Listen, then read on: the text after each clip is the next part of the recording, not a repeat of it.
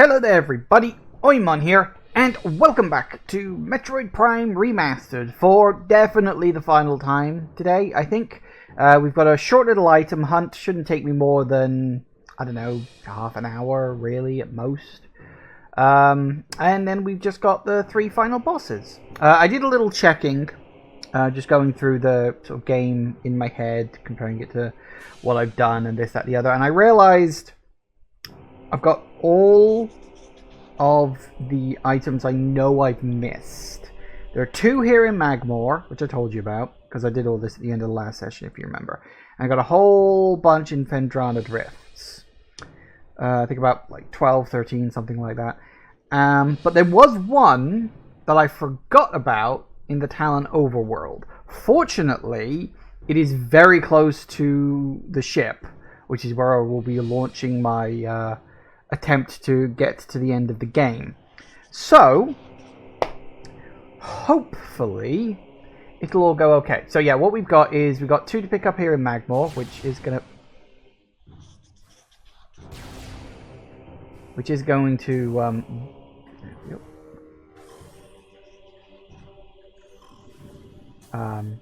which will be a power bomb.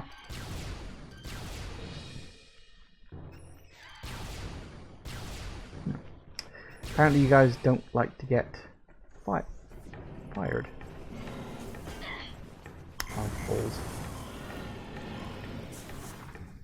Never mind. Screw it.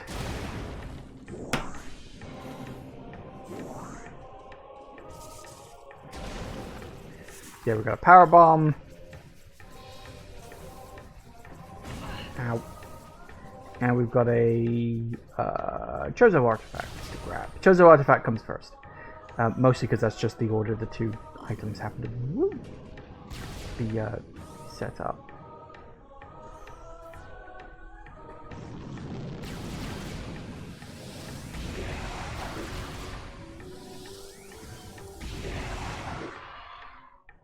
Aha. I do like using the plasma.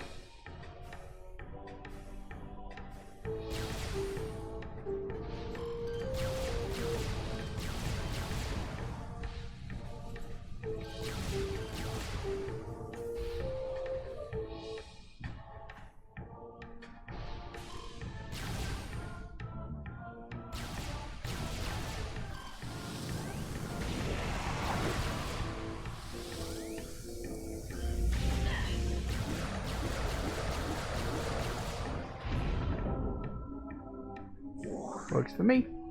And, ooh, well, that's neat. Never noticed that before. All that.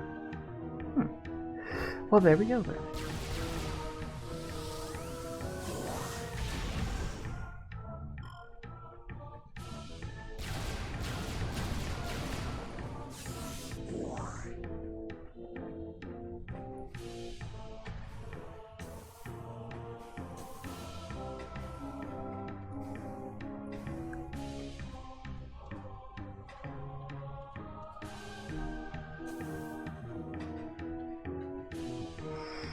Alright, now, somewhere in here, I forget exactly where it is. Oh no, there it is. It's upstairs. Hey Jagoth, welcome, welcome, welcome.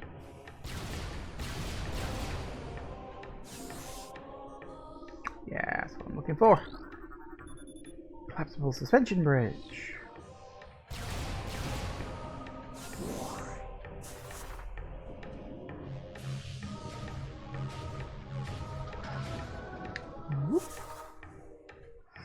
Hey, that's what that thing was.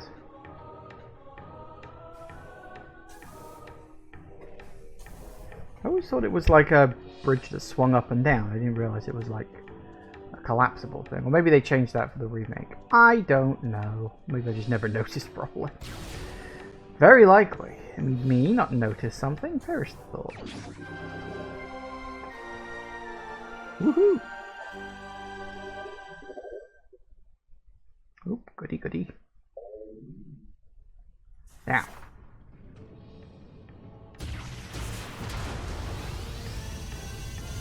That worked.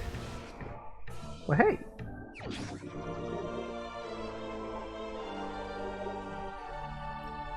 more bombs. And there's the exit.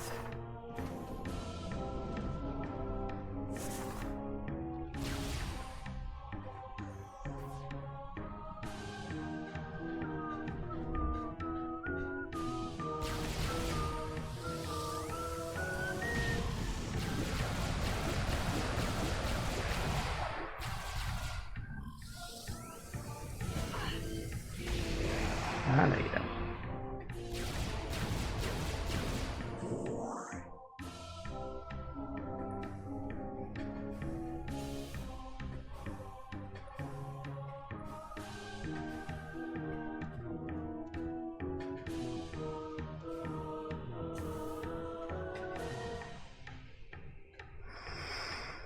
What do you think of the new animation they used for burning up?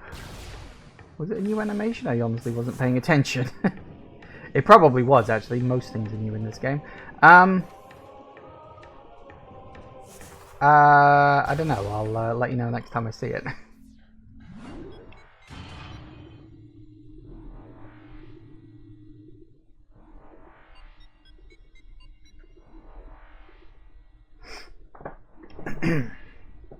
Fendrana.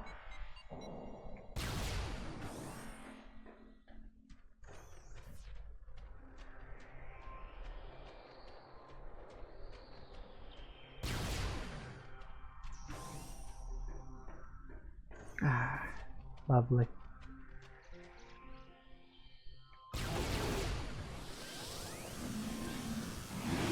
Ow.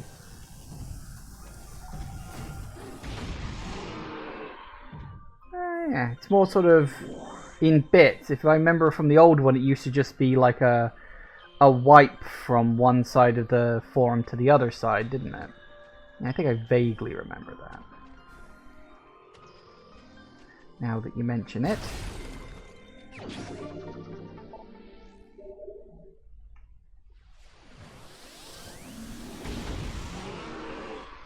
Yeah. Yeah, I think I remember what you're going on about. Right.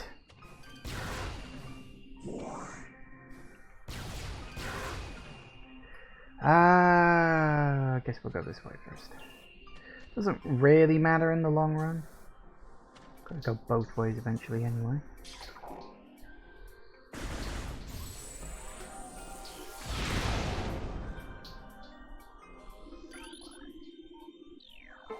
But hey. The suit was looking very white then. Huh. I suppose because of like the shine and reflection of everything going on around, that kind of happened. I noticed that when I was in Magmore, because the Phazon suit is essentially black, it sort of very much reflects what's going on around it. Color, yeah, wow, that is that's quite striking actually.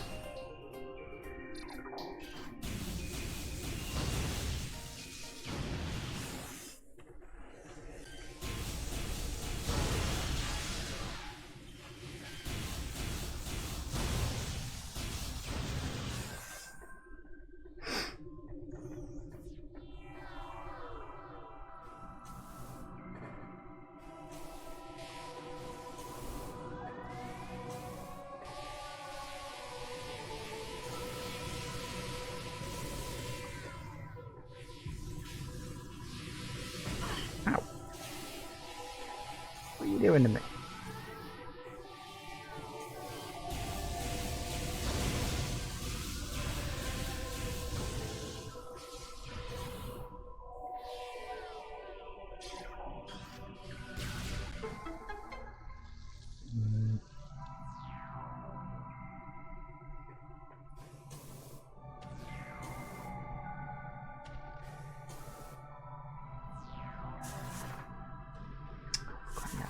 Come on, get in there.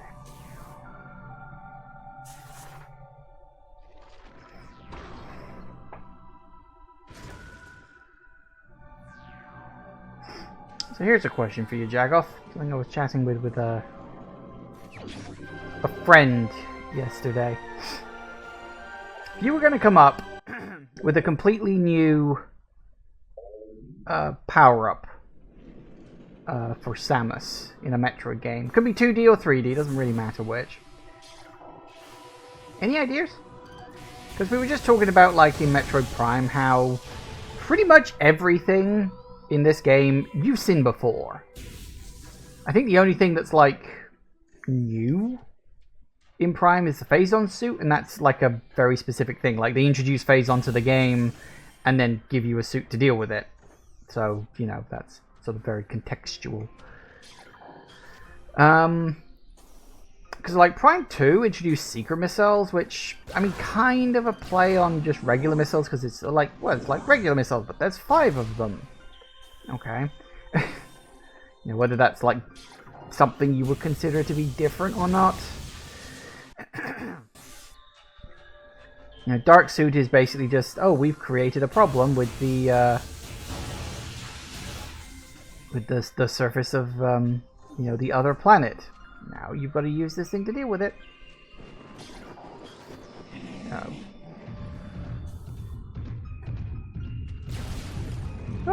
the arm. I'm trying to think of stuff, because it's like, what if they're not being done? I mean, you could say the same thing about Metroidvanias in general, really. I mean, a lot of, you know, like a lot of Metroidvanias these days are very tropey in terms of the items they use. Okay, hang on, let me check. So we got that one. We got that one, yes. Got those. Got that. Just got those two. That's good. Excellent. Just keeping track of the little list I made.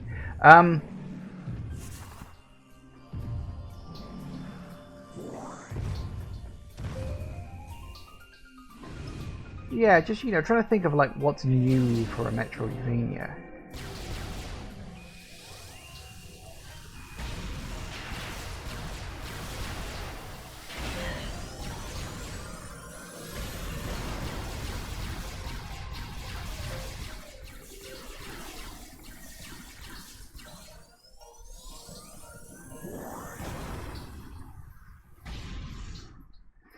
The only thing we could really think of, I suppose it would technically work well as either 2D or 3D, was some kind of, like, we weren't quite sure what the item should be, that was the thing. But the essential idea of it was some kind of, like, zero gravity movement thing. Kind of like Dead Space, you know, with the zero G in that. That would be the best thing to do, and, like, I don't think we've ever seen that in a Metroid setting. Why did I go all the way through that? I always feel like you need to do that. You don't. You really don't.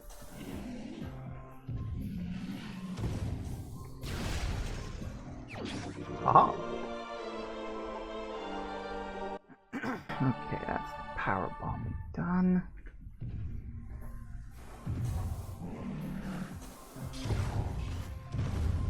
Oh, for crying out loud. I hate it when you pricks do that. Force me to jump because of your heavy footsteps punt me off the floor. So when I actually go to press the jump button, nothing happens. Yep, just like that. Alright, fine.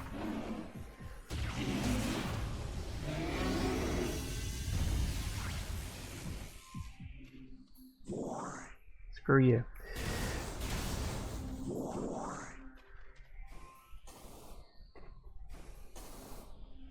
Plasma beam will also make short work of it. Very true. But let's be honest, Power Bomb makes short work of everything, unless it's a boss. In which case, you know, it's a boss.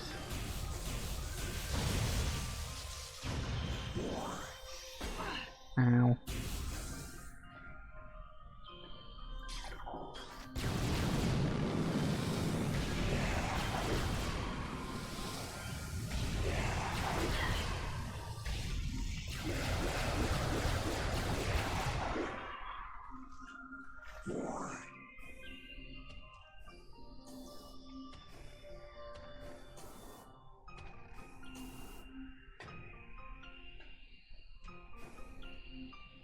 I forgot you can go up this way.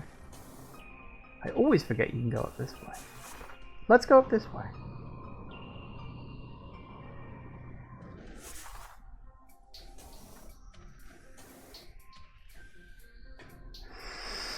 Okay, let's see. So we want to go... We need to go over here, most definitely. We also do need to get up to here as well, which is a little awkward. We also need to get all my butt all the way over to here. And a couple of rooms en route.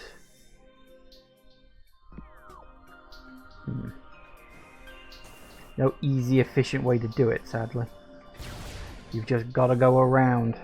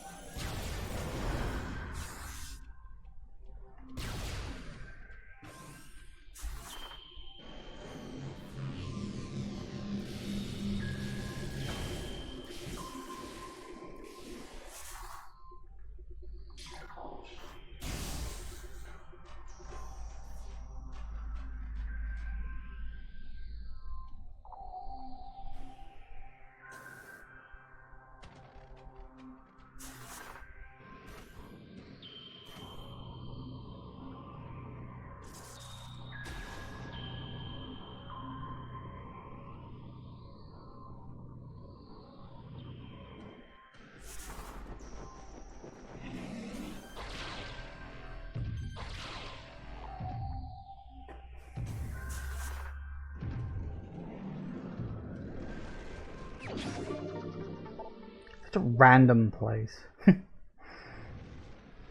Oh yeah, remember that boss room you were in once? Yeah, there's totally an item there. Well, item just off of there, I suppose. Same difference. Woohoo!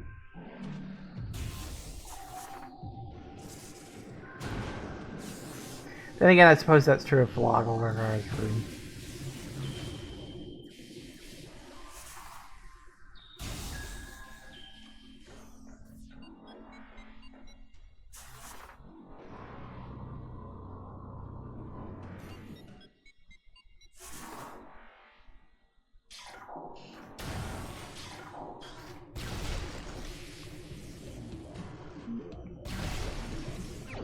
Well, hey.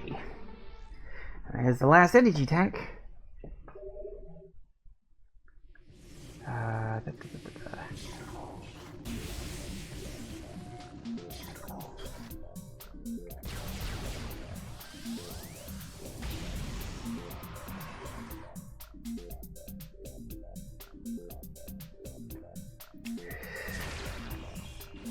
was the wrong button. Okay, so we need to go to that room.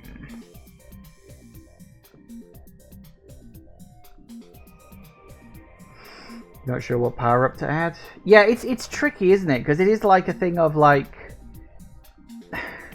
a lot of Metroidvanias have more or less done everything you can with it. I mean, I'm sure there will always be like new ideas, but there will always be somewhat contextual as opposed to something that's universal. Because the thing my friend was is like, if you're going to add something to the Metroidvania, it's got to be useful for more than just the situation with it that it has been designed for. So, you know, if you make an item or a pickup or an upgrade or anything like that, it's got to be useful for more than just one single thing. Because that at least makes it feel like it has relevance. Another note, tried playing Echoes last night in the trilogy version. I think I've used the remaster controls too much. That's just sad. Okay, so we have, yes, that room, 2 in that room, or 2 off of that room at least, and 1 in that room. And then we gotta circle back.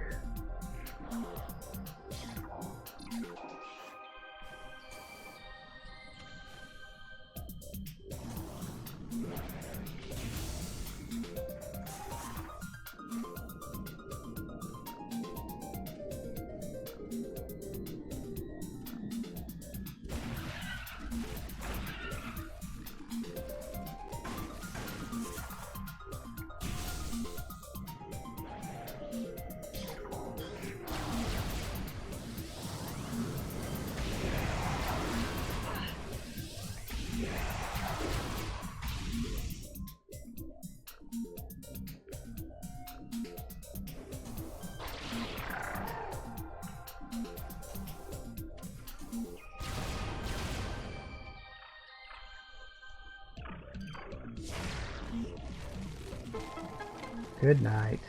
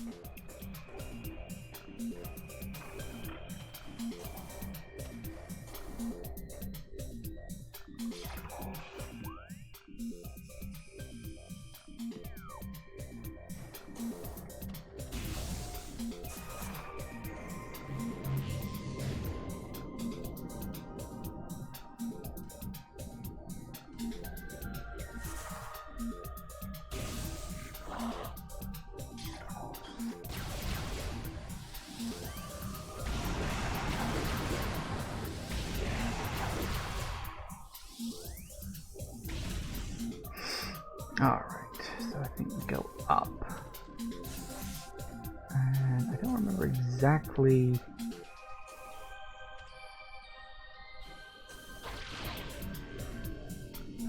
No, wrong analog stick.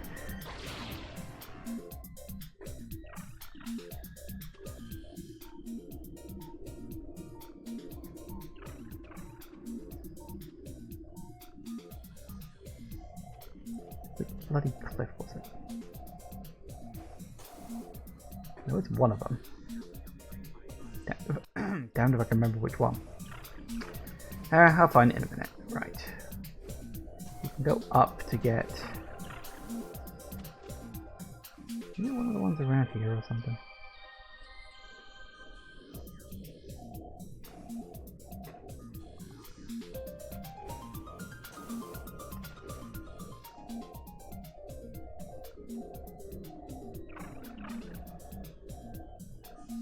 Ah, that one. Okay, well, we'll go across here and grab this one first.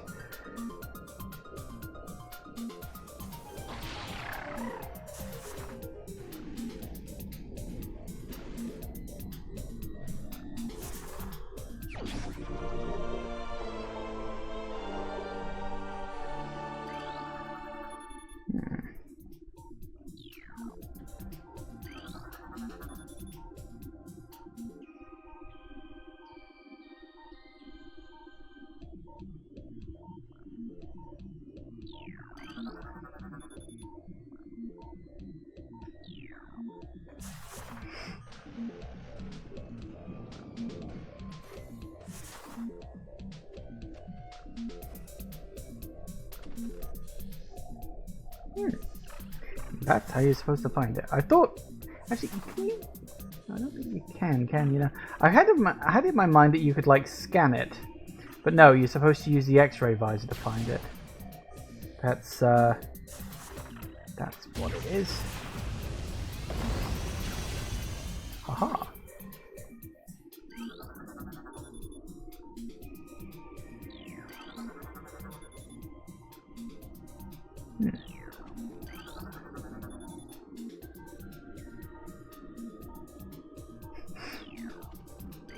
Yes, massive security breach. Me.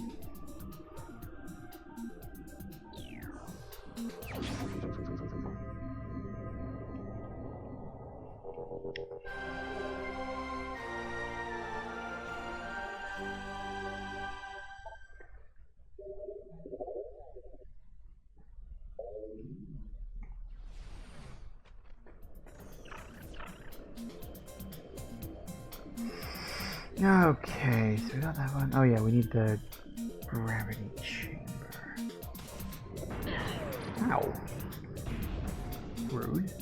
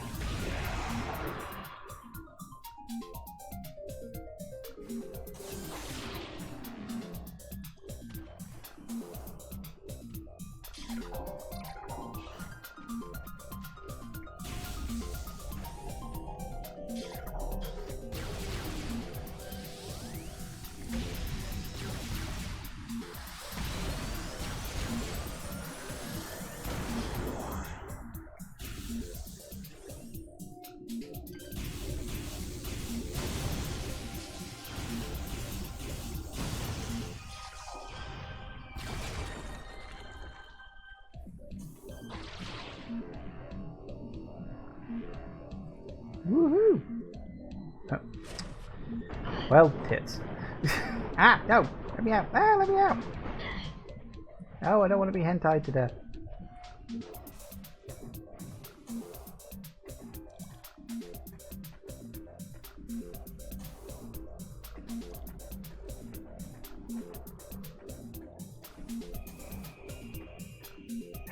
So damn specific.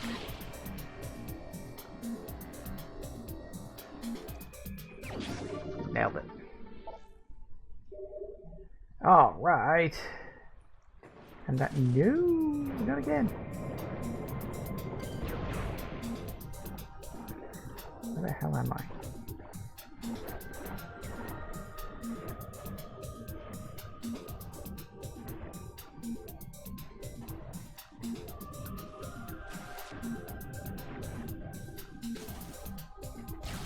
There we go. Now that should... close enough. Yes. Have I forgotten one? Okay, hang on a second, let's see. Got that one. Yeah, I just picked that one up.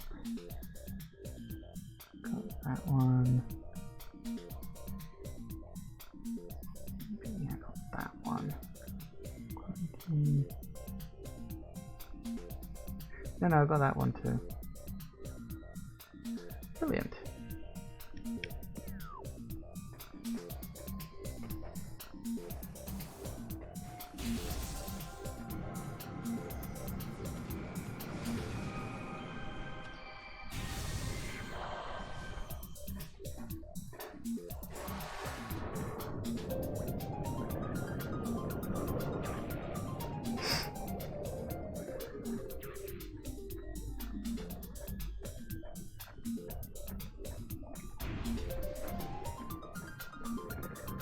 So yeah, we've only got 2 items left to grab. Because obviously we've got all the energy tanks. We were only 1 missile away from getting everything on that front. I always get a little confused between games because what the maximum is changes from game to game. Sometimes it's 250 and sometimes it's 255. In this one I'm pretty sure it's 250. Okay, so we need to go up to the next layer. So yeah, it's 250 in this one, but it's 255 in Prime 2. And then I think it's back to 250 again in Prime 3, I think.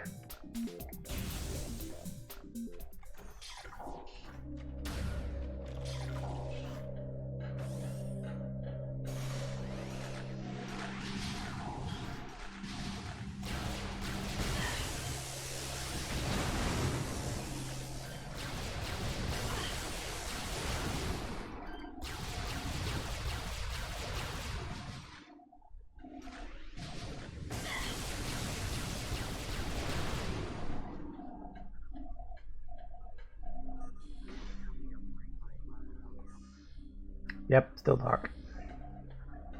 Well, this is not as good, but it's less blurry at least.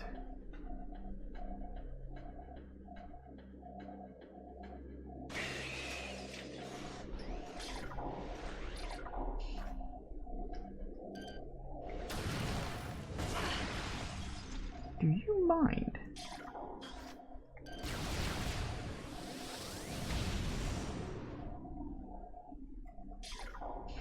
Max missiles in Dread was 275. Was it? I can't remember that.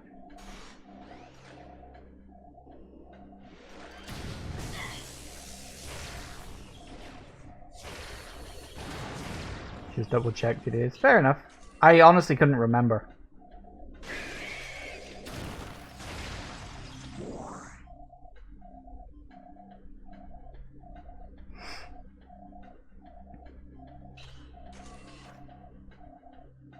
$275 seems odd.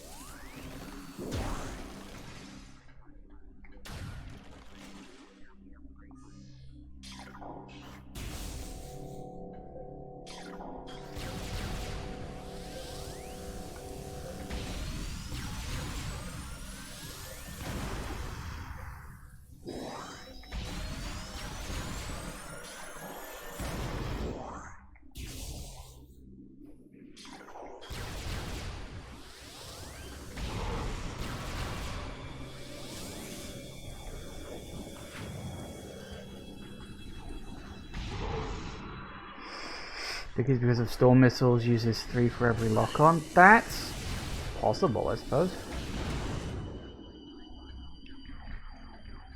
So they needed a number divisible by 3.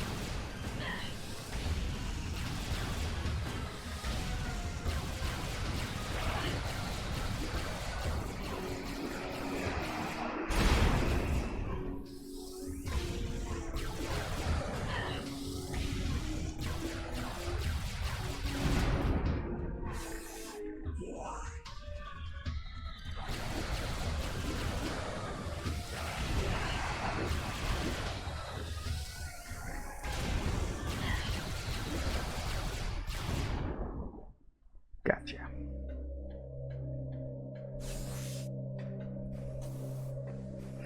Because I'm going through the games in my head now. It's like, I think the first Metroid is 255. I think. But then the first Metroid is weird because you get...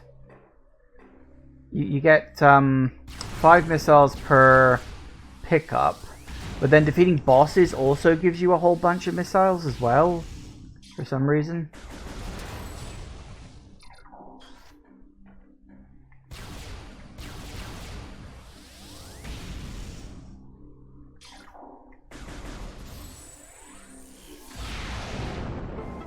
See, somebody's got to do that.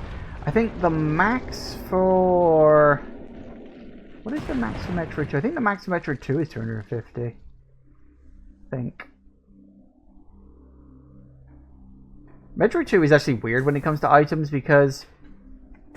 Always remember, the Metroid 2 has 1 more energy tank than you can actually use for some reason. Why, hey.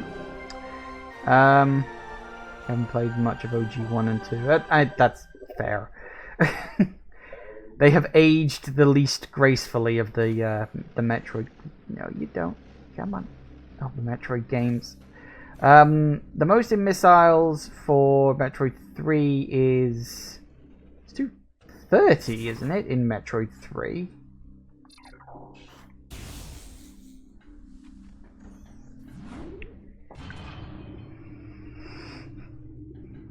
I mean, personally, I think they should have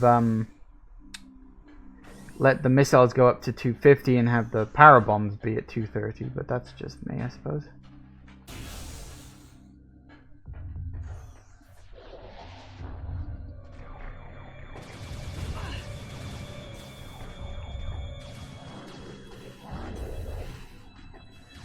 I know in Metroid 4 it's 250.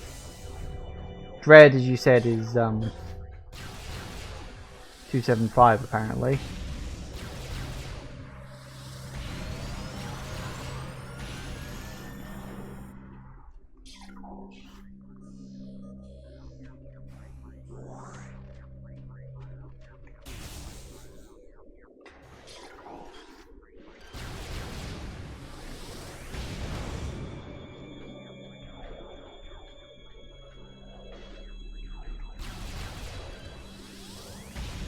And then, as we said, Prime 1 is 250, Prime 2 is 255, Prime 3 is back to 250 again. So yeah, the maximum number of missiles is all over the shop, really.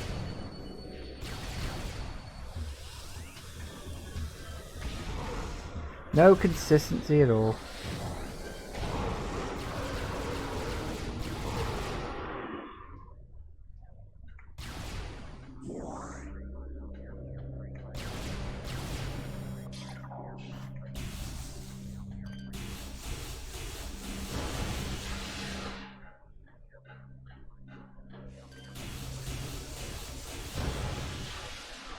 course, there's also Zero Mission, which I think is 250. But then you also get like super missiles. There's a separate pickup in that as well.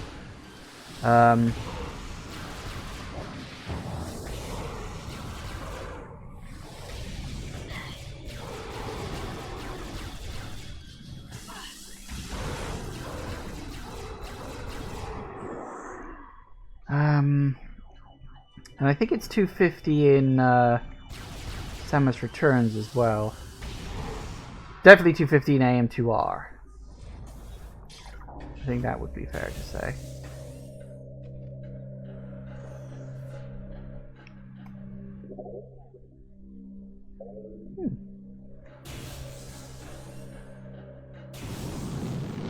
I will be honest, it's a little worrying that the my missile count is,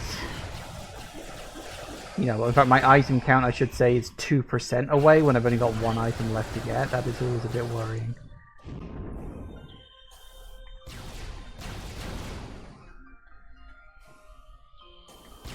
Swing to air real quick.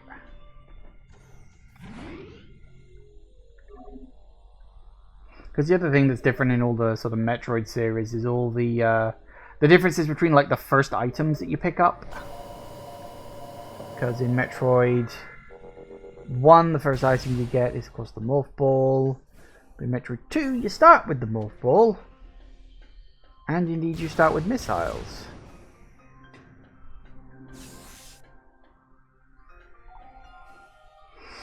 The bug, the game doesn't update for the Phazon suit, but once you get the last power up it'll jump to 100. Oh really? So the Phazon suit that it doesn't update. Huh, that's random.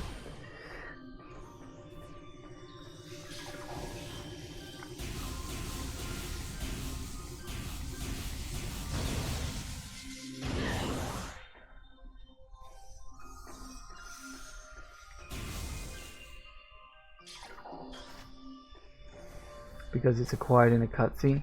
Oh, that makes it. Was that in the original game?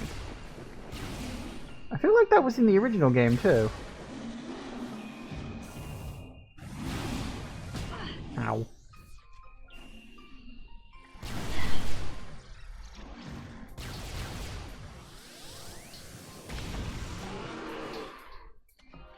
I think it noticed. Not sure about that. Might be. Might be, might not.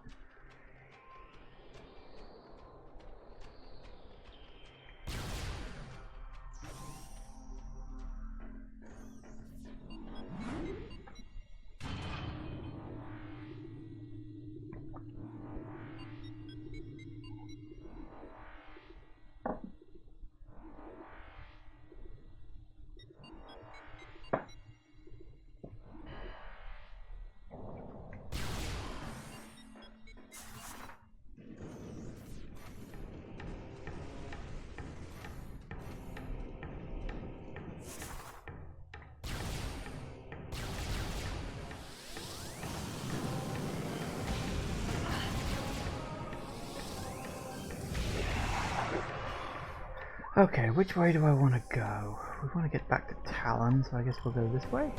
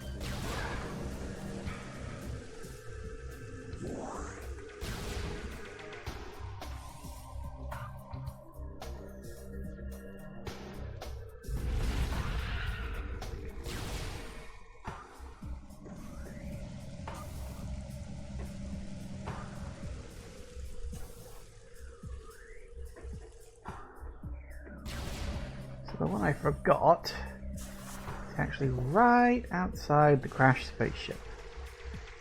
And I literally just completely totally forgot about it.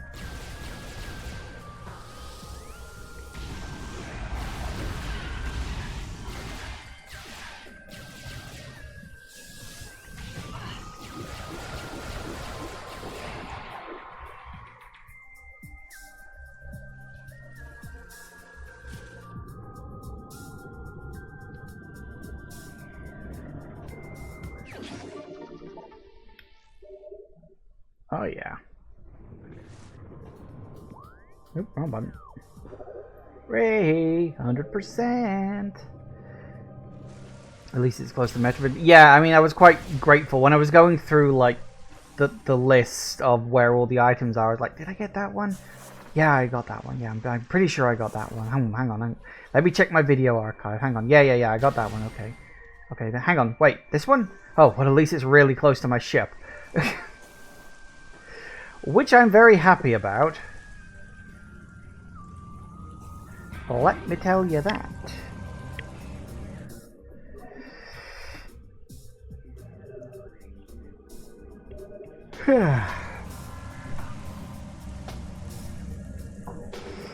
Oh, righty-ho. Right, off to fight a Ridley. The wonderful Ridley of Talon 4. No, that doesn't work.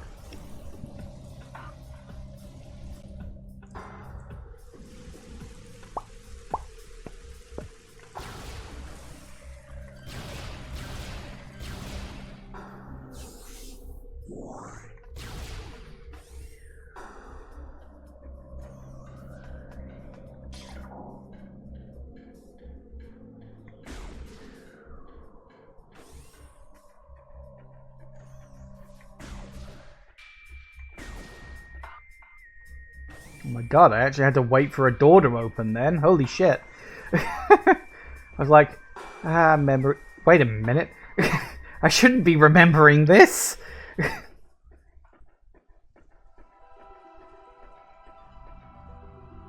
Here we go.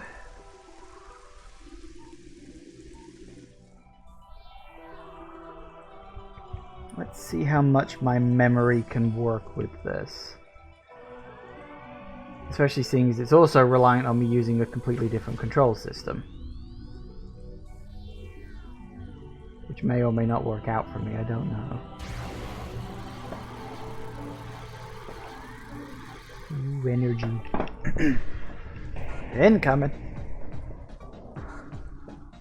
I kind of wish he'd shown up a bit more here or there throughout the game, because it's like I said, you really get the feeling that scene where he just flies over Fendrana, aside from leading you back towards the exit, you really just feel like they put it in there because, oh yeah, he's supposed to be in this fucking game, isn't he?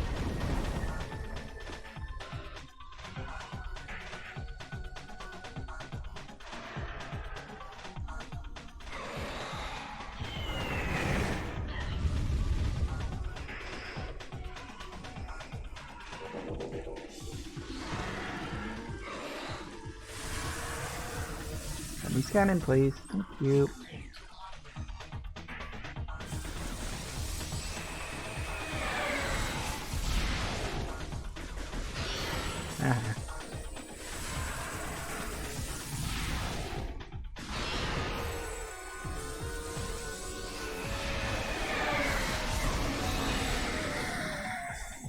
Alright, you flying off? Okay.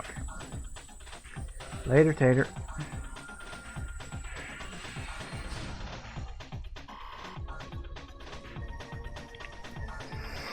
Bombing run! That feels a little easier to avoid this time, right?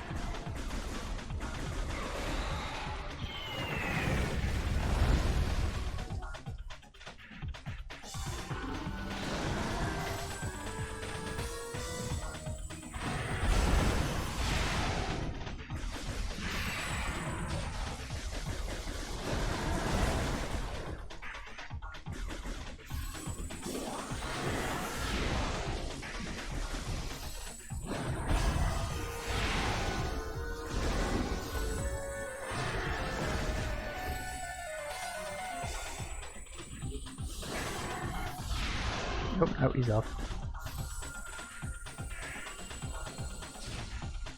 Never mind.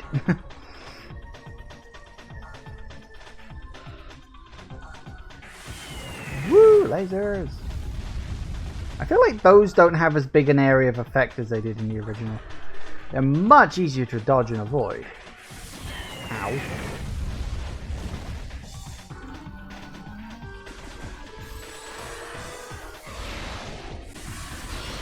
Ah. Not a fan? Wow. It actually managed to dodge that.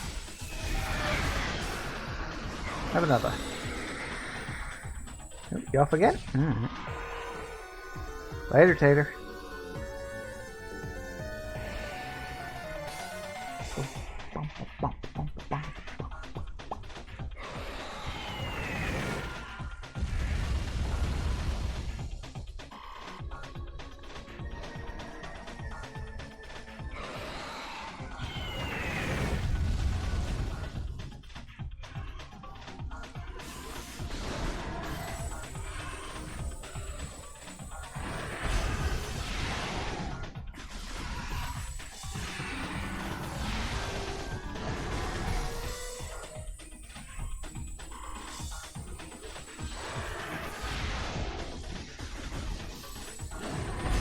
Ow! Didn't jump high enough.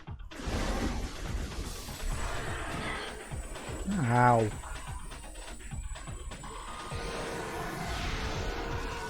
Damn it.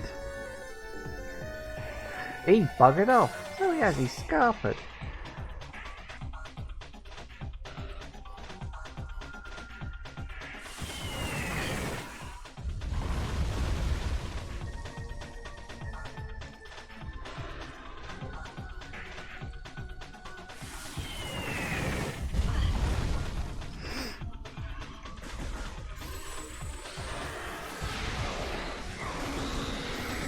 Nope. Is he coming down? He's coming down.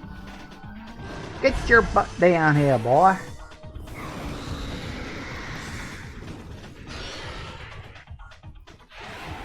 Goodbye, wings. You suck.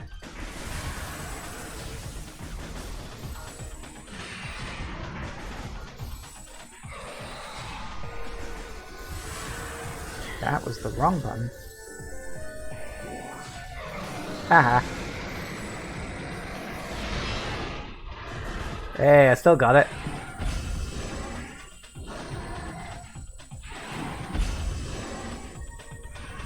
Yeah, man.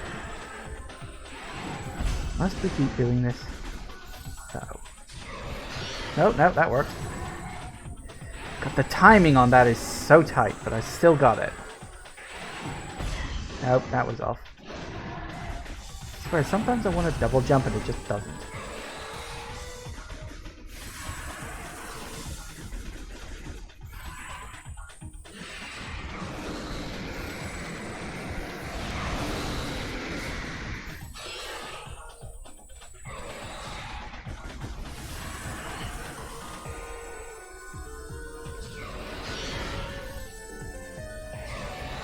Nope. Watch the tail.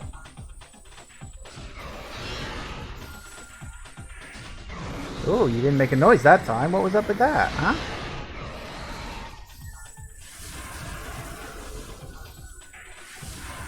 Oh, no, not high enough.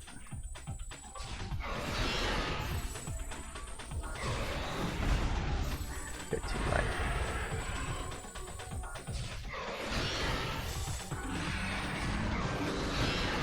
Oh, damn it.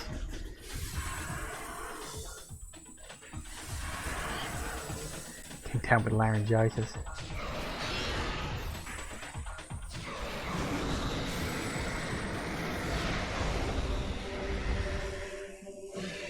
Bye-bye.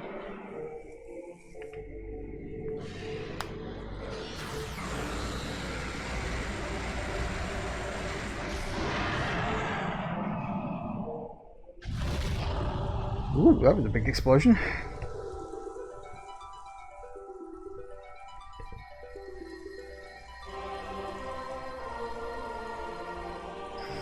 Nice to see the Chozo Ghost doing something useful for once.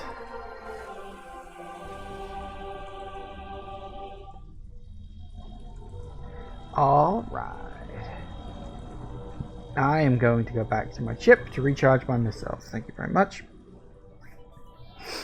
I don't need to, but I want to. Because I can. I'm totally not doing it to fight out the runtime of this session. Shh.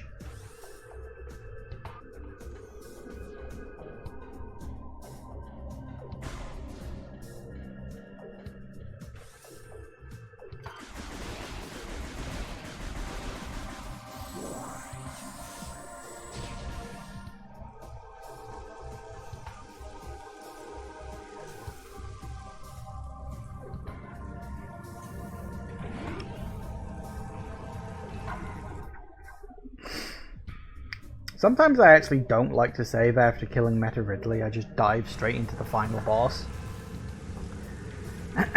Mostly because I like being able to fight him. I think the Meta Ridley fight is actually a really fun boss. Even though, like, you know, I know it so well, I can do it pretty handily these days. I still like fighting it. It's a fun boss to fight. And so I really like having a save file where I can just drop straight in and fight Meta Ridley. Because who the hell wouldn't want to?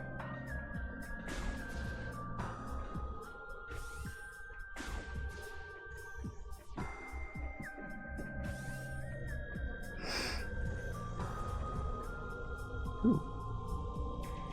Well, that can't be right. Hang on a minute. Oh, it is there. Wait.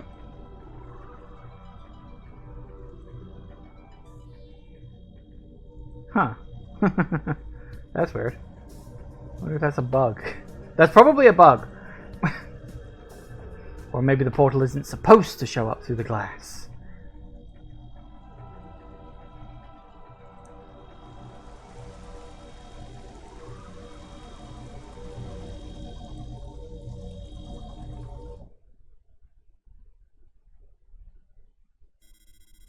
Impact crater.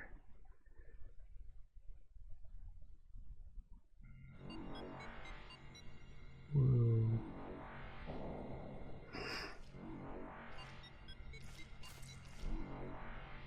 Ew. They really made it look like teeth. It was sort of vaguely looked like teeth originally, but you know.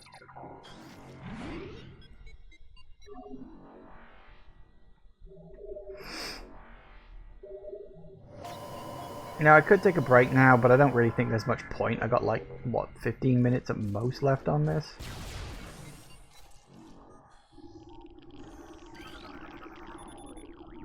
A bit of data on unknown material available. Highly radioactive.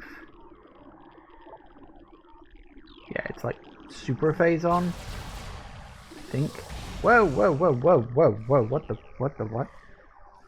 Oh, I think my controller disconnected. Careful now. There it is. Lumigex. Phase on charge reptiles.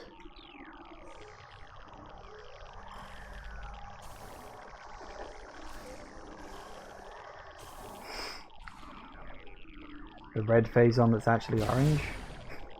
Okay.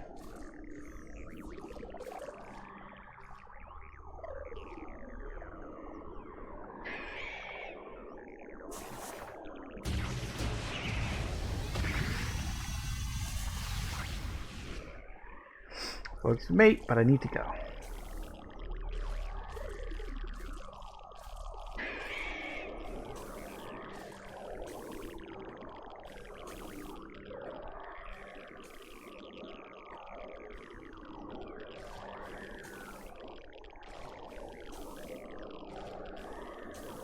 It's funny how you never actually got to see the, as you put it, orange phase on again.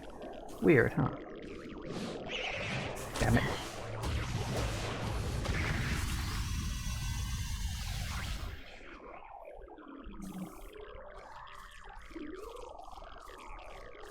But you'd think that would be something in like the... Whoop, wrong button.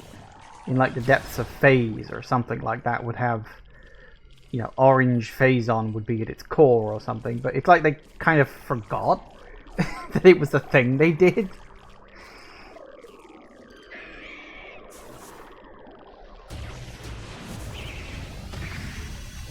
I think Retro just forgot about it. I think they... Well, I think they either forgot or they just decided they... Oi! That they just decided they didn't want to use it.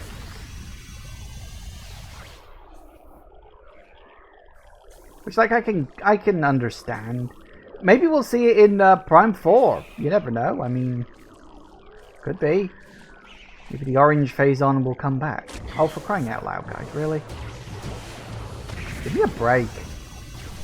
Bloody things. Yep, that still looks as ominous as it ever did. That's the wrong button. Get up the... Get up! Why won't you...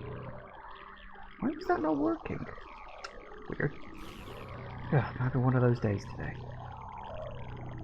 Also, the camera angle is completely the wrong fucking way and I can't see what the hell I'm doing. Can you... Can we get the camera angle in the right direction, please? Thank you. Doesn't look anywhere near as ominous otherwise.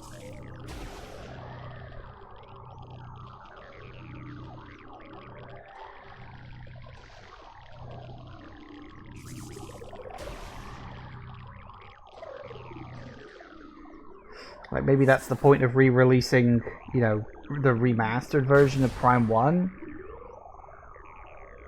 Yep, still looks like a face. Definitely still looks like a face. Creepy as all fuck. But yeah, maybe that's why they released the remastered version of Prime 1 to remind people, oh, by the way, we've got this, like, orange phase-on stuff as well. Don't forget about it.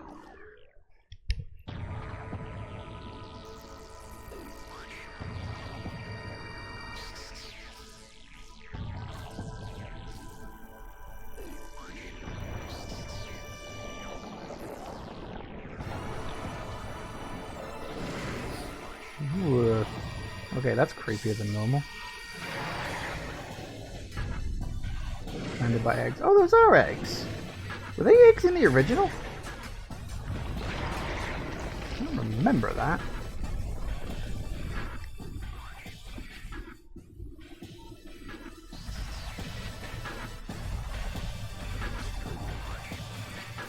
Well, hey!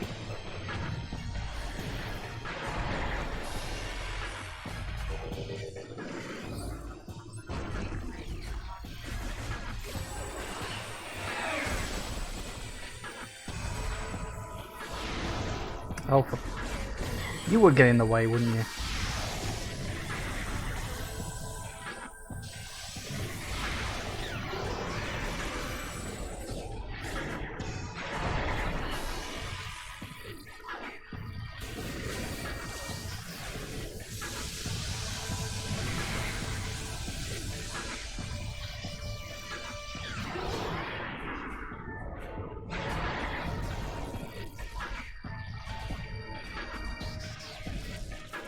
Get back here!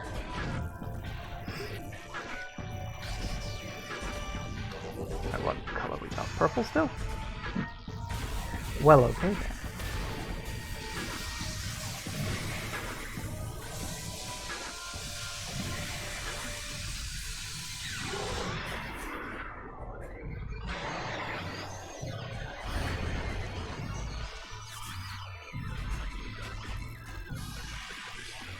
Oh yeah, ice spreader time. I think it just always just freezes. Is he going down or is he running across again? Now he's running across again. Never remember the numbers. What color we got this time? Oh, back to that. Perfect.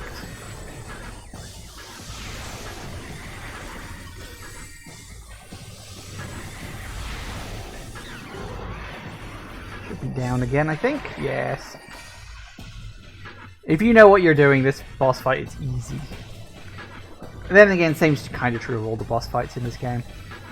This boss is actually quite tricky on your first playthrough because you never quite know what you're doing. Is there a way out of this? I haven't quite worked out if there was or not. I think you just have to really hold back. Like a lot. I should save up some of my missiles at this point.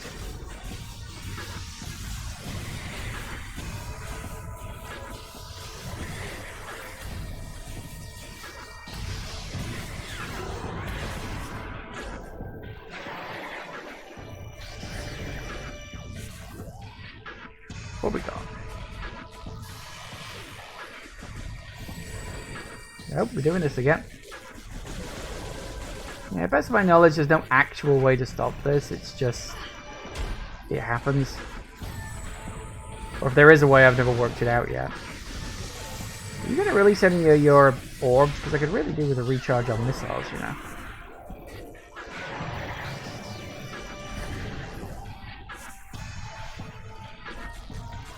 What color we got now? White? Perfect. Ah, speaking of orbs.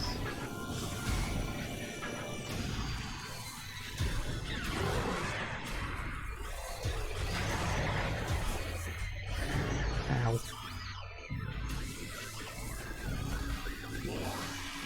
Hey, red alert. That's the wrong button to be pushing.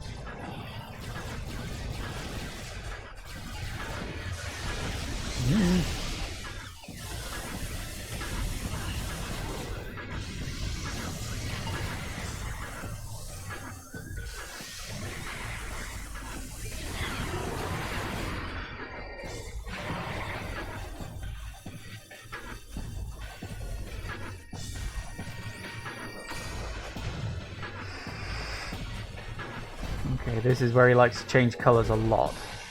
He's going with white. No, we're changing to yellow. Never mind. No, we're changing back to white. Make up your mind.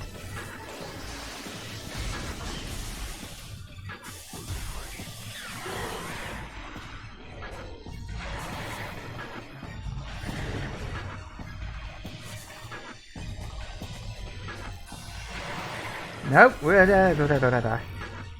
oh. I got a bit stuck there. Ow.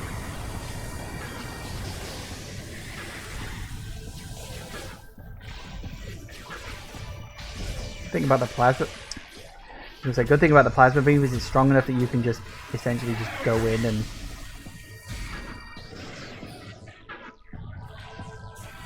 Oh, I was gonna say, did that not? Blimey, that would have been a first. Ice Spreader almost always gets it. Alright, what color we got next? Red? We do with a red.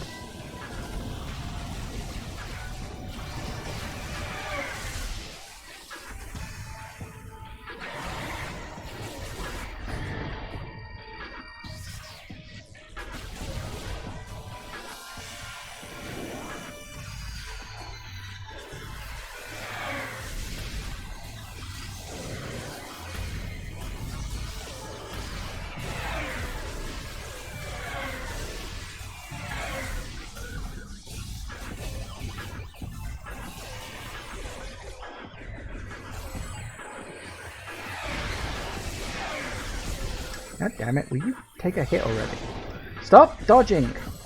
You're running out of missiles with this, right? What? Thank you!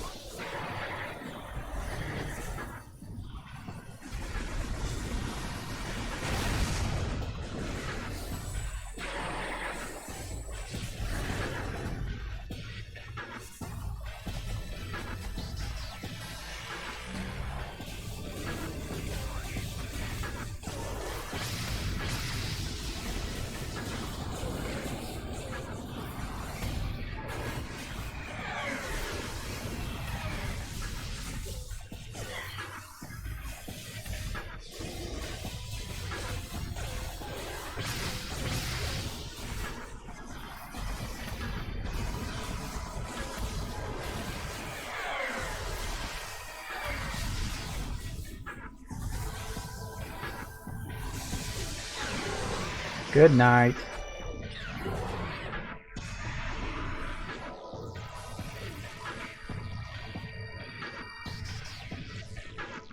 Ugh, alright. Grab that. You don't really need them at this point.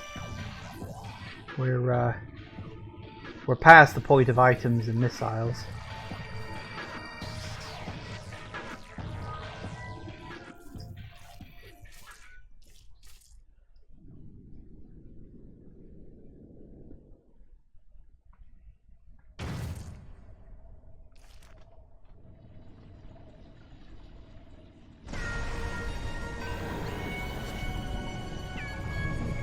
Well, hi there. He's a little bit angry.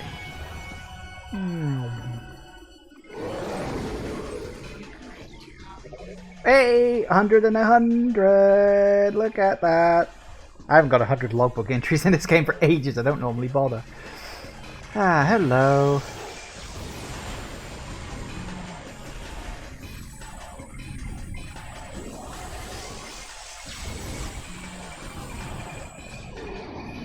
Yeah, you're very scary.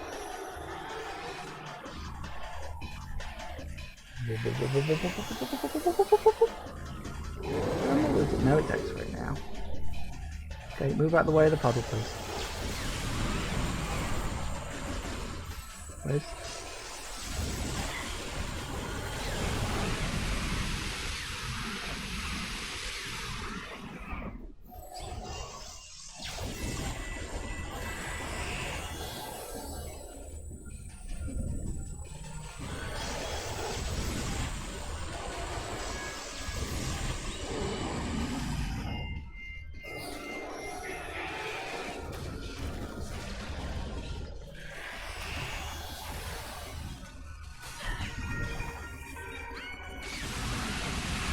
Okay, that officially looks extraordinarily cool. I was really hoping we would get to see it, like, you know, actually properly.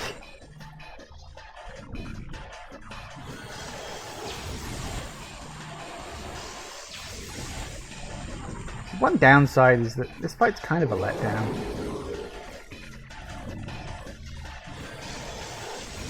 Like, once you know the incredibly simple pattern, it's very easy.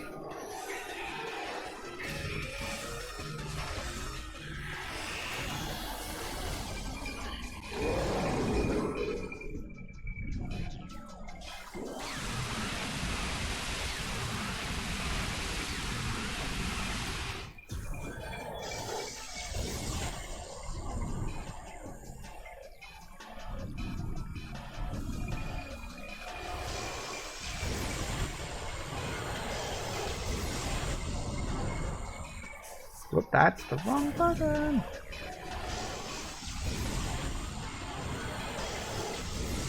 I've been doing this for bloody weeks. You'd think I'd have gotten the controls by now. Rah, rah, rah.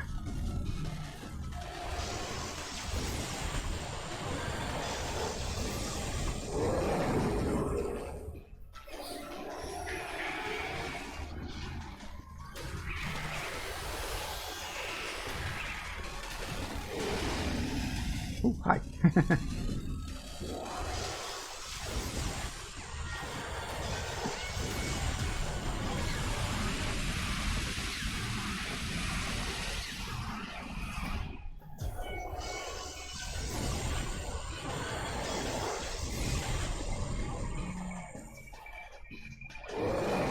I kind of just wish there was more to it than just him moving around, occasionally trying to do the same exact attack on you, and occasionally just spawning in Metroids.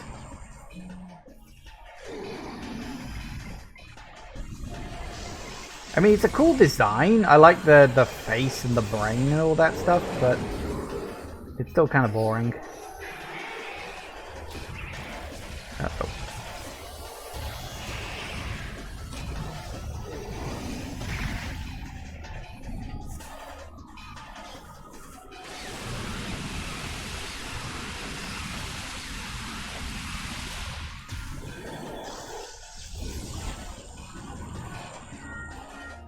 But yeah, phase on gun arm looks good. Happy about that. I mean, I wouldn't expect anything else. I will say, like, he looks even better in HD. Like, visually.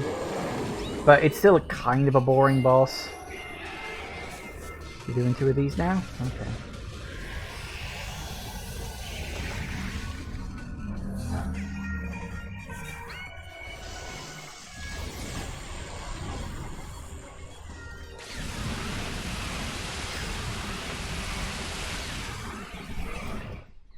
Gotcha. Good night. And we're done.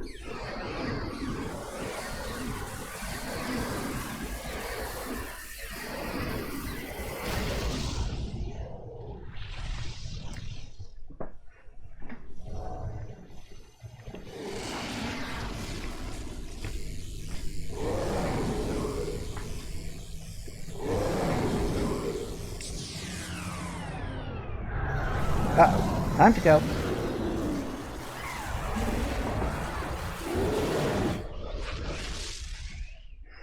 You are win. Congratulations. Critical collapse imminent. Evacuate immediately. Did they add in a last minute time sequence? Of course not. It's just a remaster. Actually, that would be the ultimate oh my fucking god moment. If it's like you've gone through the entire remaster, it's exactly the same game, and then at the end they decide to add in the timer sequence that they didn't put in the original. Faith in Samus has been well rewarded, and now a new star shines in the universe. The bounty hunter, Samus Aran. What future and fate await her? Ooh. Ooh, a bit more cheekbony. A little more uncanny than the other one.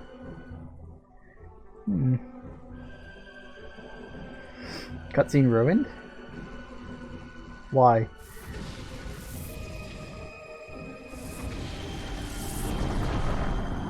Voiceover.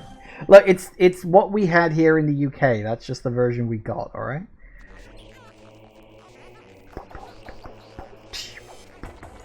And there you have it, Metroid Prime Remastered! Yeah, I mean, I've talked at length about Metroid Prime and how much I absolutely fucking love it. And I fully accept it's a flawed game, but I think that's kind of, you know, if your favorite game is going to have flaws, there's no such thing as a perfect game. So I think the ability to look at a game and say, yeah, it's got flaws, but I still like it all the same. I think I think that's fine. But yeah, all things considered, this is a great remaster.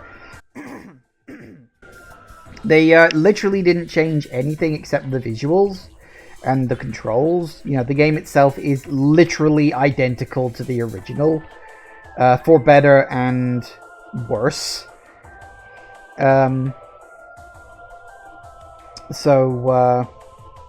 Yeah, it is nice that we now have this better version, because of course the GameCube version and the Wii version, I don't even think the Wii version is like available to buy anywhere at the moment. I don't know if that's on the eShop or not. Probably not. But you know, so that means if you want to play it, you know, without emulation at least, then you've got to you know, feed the scalpers, and you shouldn't have to feed the scalpers. Unless this thing is a perfect game, Tetris. I'm not sure Tetris is a perfect game. I don't really know if Tetris counts as a game at all, but Tetris is torture, I would say. Actually, if there's one problem that Tetris has, it's that it was too fucking popular, and you had like a bajillion imitators, and Tetris itself has had a bajillion versions of varying quality.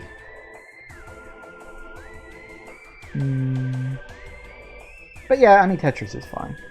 I do occasionally dip into playing Tetris Effect, which is a pretty good version of Tetris, all things considered. But yeah, anyway, you know, Metroid Prime, I am curious if we are going to get a Prime 2 and 3 remaster. Current rumor is that they're just going to be minor graphical increases rather than the full-blown, we're rebuilding the graphics from the ground up, which is what this one was. I don't know if I'd be in favor of that, or if I should feel like, well, you know, if you're not going to do the same thing with 2 and 3, you should probably leave them alone.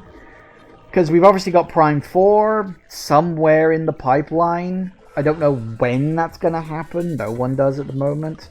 I'm hoping it'll come out this year, but I mean, either it'll be a game that is, you know, at the end of this year, or it might be like the first big release of the Switch 2, or you know, I'm really not sure about that. You'd be willing to take basic ports of them so they're easy to play? Yeah, I mean, I can understand that.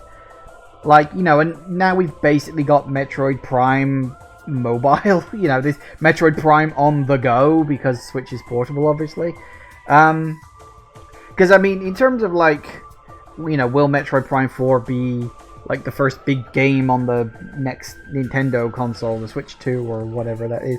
Like, I'm personally of the opinion that we were supposed to get a Switch Pro, and because of the pandemic and the chip shortage, that just didn't happen.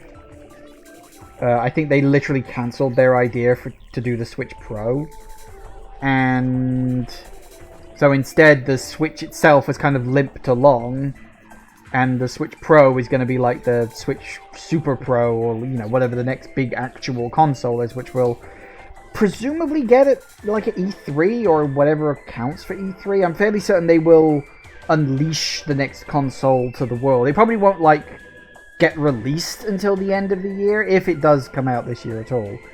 But yeah, but it's my theory about why the Pokemon game sucks so much in terms of its technical problems, because you saw all of these big delays on Switch. You know, this game I think was probably delayed. Pikmin 3 was probably delayed. You saw a bunch of other games that got delayed, like Zelda and whatnot. And I think if they could have done it, then they probably would have delayed Pokemon as well. Because they're obviously, like, delaying it to, like, rein the game back in. Because obviously it doesn't have, like, the Pro version that they would have had. So I think, but because Pokemon is on an extremely tight and fixed schedule, they couldn't do that. So it came out and it was a technical mess. Hey to... Hang on, how the hell do you pronounce this? Nahajino Zetano. Hello, welcome. Naha, call you Naha. Yes, and you followed me, you followed me last night at like 4 o'clock in the morning. So thank you for the follow, and thanks for showing up. Figures that you show up literally as I'm finishing playing the game, but that's fine. But yes, thank you for the follow last night. As I said, it was like 4 o'clock in the morning for me, so... yeah, so anyway, that's my current theory about why Pokemon ended up being as bad as it was. Technically, it was supposed to be a Switch Pro game, but then the Switch Pro got cancelled. Other games got delayed because they could, but they couldn't delay Pokemon because it's a franchise, not just a game series, and it kind of shut the bed. Which was unfortunate, because I think it could have been good, but unfortunately it was sort of let down. But, yeah. You looking forward to the remaster of the sequels now, huh? Yeah, as I said, I was talking about it with Jagoth just before you showed up. You know, we were talking about whether or not, you know, they were going to do full remasters, or whether they were just going to do partial remasters like the rumor is. Because I don't know. I don't know what I prefer, really. I mean, having 2 and 3 on the Switch would be nice. But I would prefer proper remasters, personally.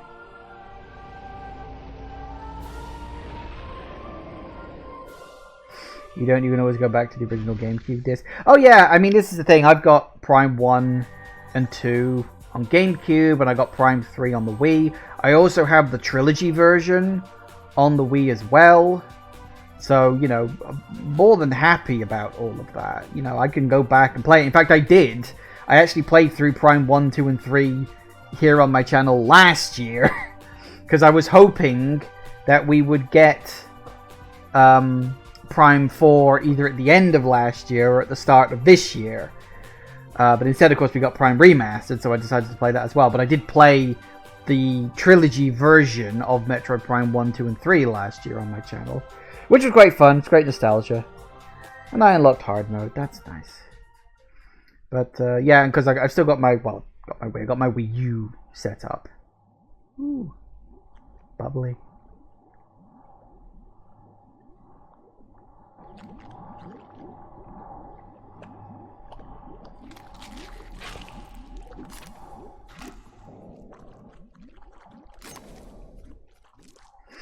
It's weird that you get that eyeball on the back of the hand. It doesn't do anything. It's just weird. Like, they still have it. Like, it's still there on the back of Dark Samus's hand. Yeah, sure, why not?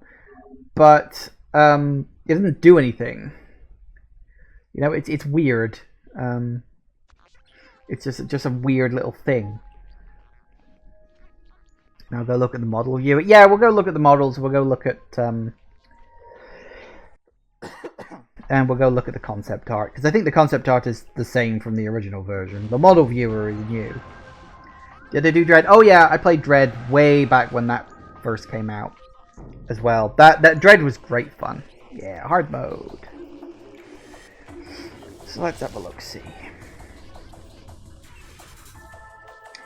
So concept gallery. Ooh, biology. Biology and biology remastered. Ooh, snazzy.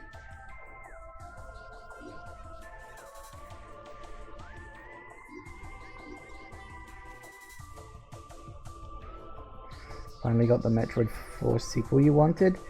Yeah, I was very happy with Dread.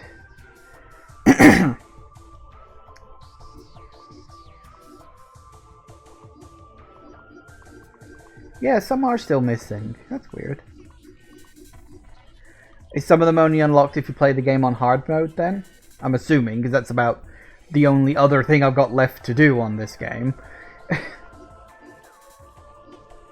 You have to beat the hard mode to get the last ones. What is the last ones? I mean, is it anything in particular, or...?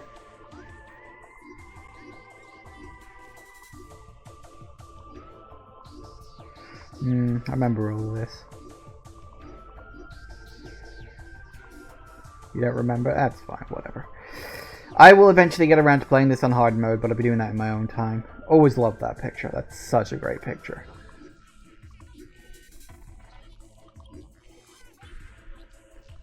Don't remember that one. Huh. Some of these are new. I don't remember some of these pictures. Some I remember, some I don't. Like, these, like... I think I've seen that one. This one I don't remember. That's weird. Wow, it's even got the old logo in the bottom. Maybe that's why it wasn't in the original Metroid Prime. Because it was a very early concept sketch. Did they get 100% scans as well? Oh, yeah, 100% items, 100% scans. Okay, biology remastered. Ooh. These are all the new renders. Flagra theme was amazing. The whole soundtrack of this game is amazing. I freaking love it. I mean, I've been saying it before, but obviously you're new here, so I will say Metroid Prime is my favorite game of all time. It is the game for me. This is my absolute favorite game ever, and the remaster, frankly, just, you know, gives it a wonderful fresh coat of paint. And whoa, fucking teeth.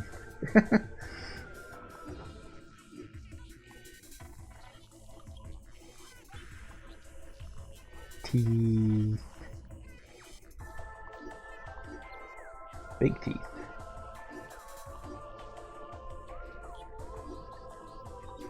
Street bats.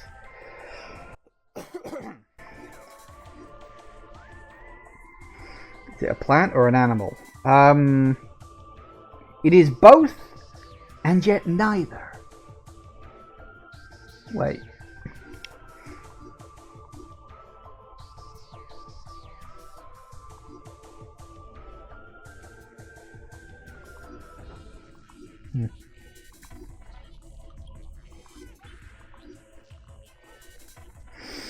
Cool. I know we still got the missing ones over there. The Hunter Metroid... Yeah, the Hunter Metroids are weird for me, because the original GameCube version in the European release, they added more Hunter Metroids into the game. because they added a few in Phendrana. So the Hunter Metroids, yeah, there's more of them in the later versions of the game compared to the original European release, because Rare is obviously a British company, so it got released in Europe first. Well, it got designed for Europe first. I think actually, technically speaking, it did come out in America first, but I think that was a release problem. Hunter Metroid's a unique, bizarre, unique location. I always thought these were supposed to be based off the second evolution of the Metroids from Metroid 2. That was what I always got the impression for with the Hunter Metroids. Because they are a bit like that. But then I suppose the second version of them don't have the weakness to cold, I suppose. So, maybe. I always got the impression they were based off the second evolution form from the Gammas from Metroid 2. But I don't think they're supposed to be the Gammas. I think they're supposed to just be like the Gammas. So, but that's cool. World. Look at the Dark Metroids. You mean from Prime 2? Yeah, that's true, I suppose. They're very sort of biologically.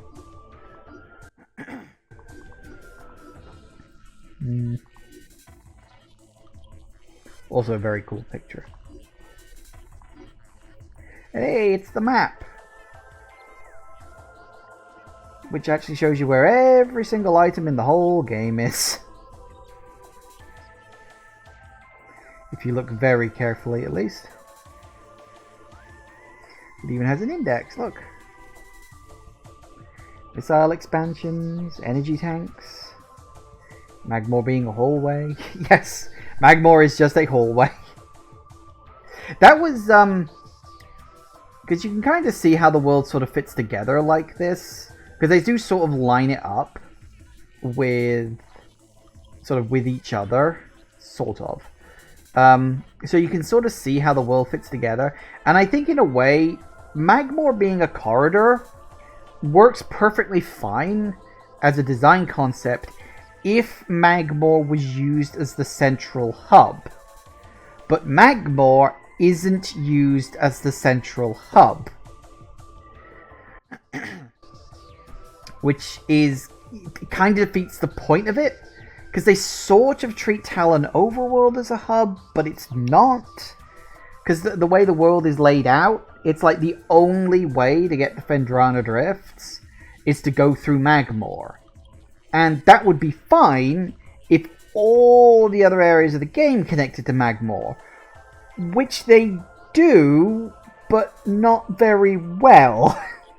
Like, I would actually prefer it if Magmore wasn't a line, but was in fact a circle that all the other areas sort of connected onto.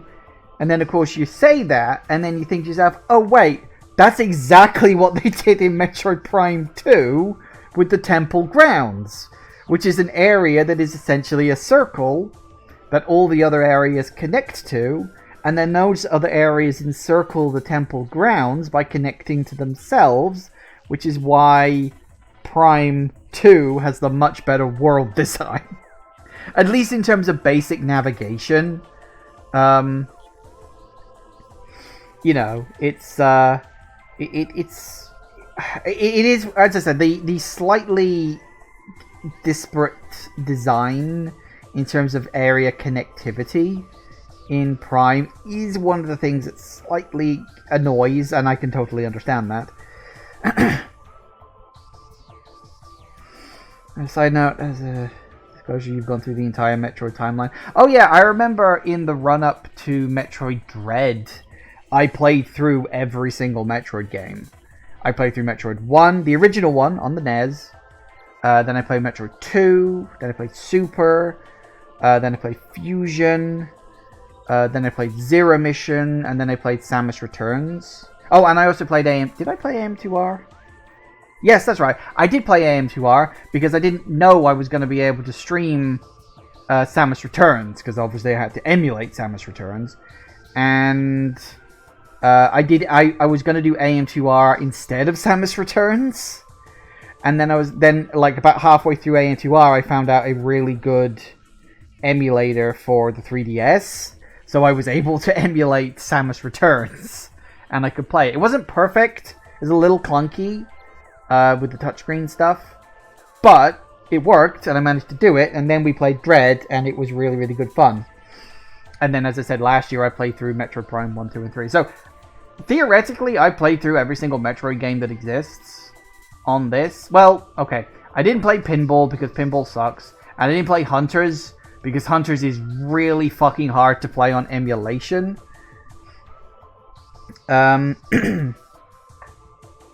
Like, I tried to play Hunters. I tried to get an emulator to work on it. It really doesn't work very well.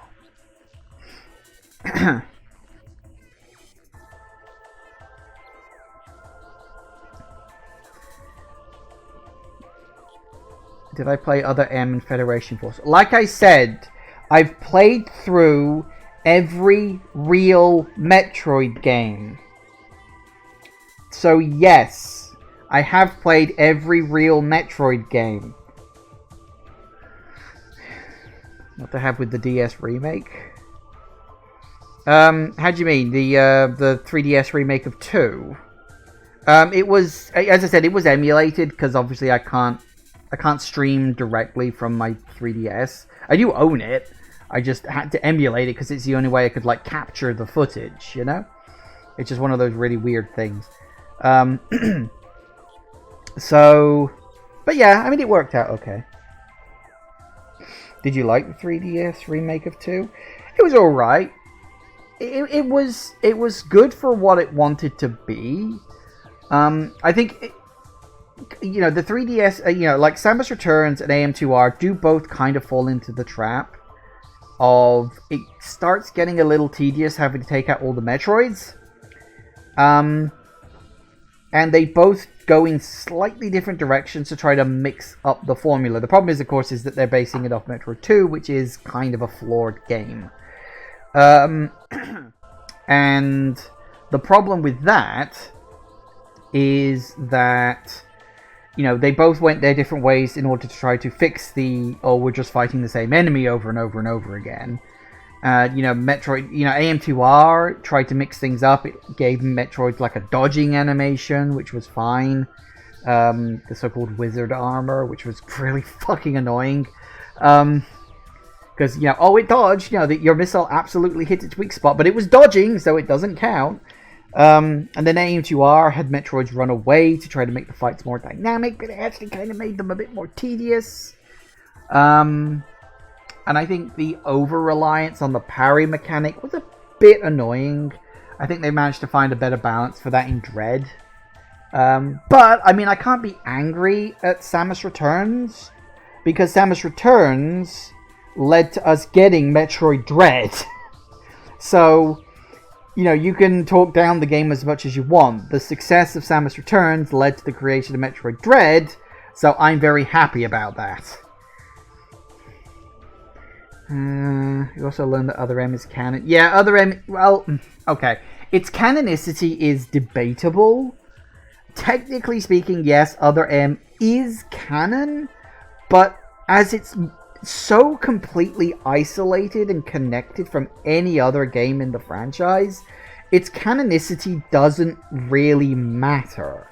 At least in my opinion. I mean, I don't absolutely hate Other M. It is I suppose it's my least favorite game in the franchise, but I don't know. The original Metroid on the NES is really bad to play. You should play Other M on stream. I will get around to Other M on stream at some point. I just don't know when.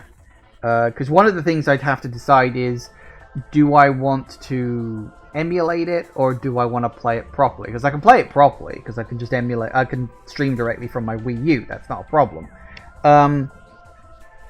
But if I emulate it, then I can mod it, and if I mod it, there's actually a decent mod which is called Maximum Edition with 2 X's. And that has a lot of quality of life improvements. Like, for one, you can fire missiles without having to go into that stupid first person mode.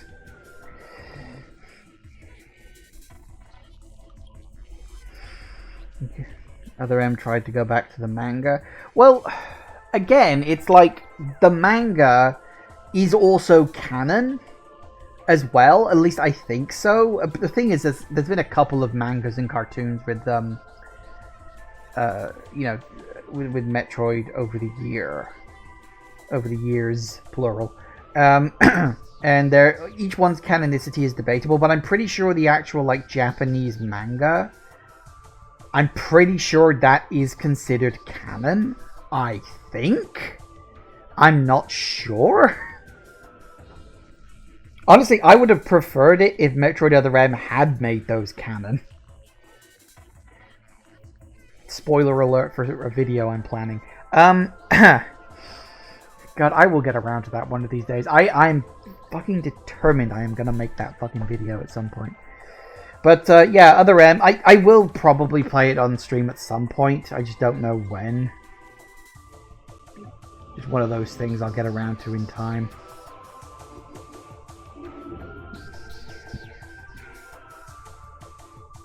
Ooh, fire. Did you hate the fact that you can kill Metroids with the Ice Beam in Samus Returns?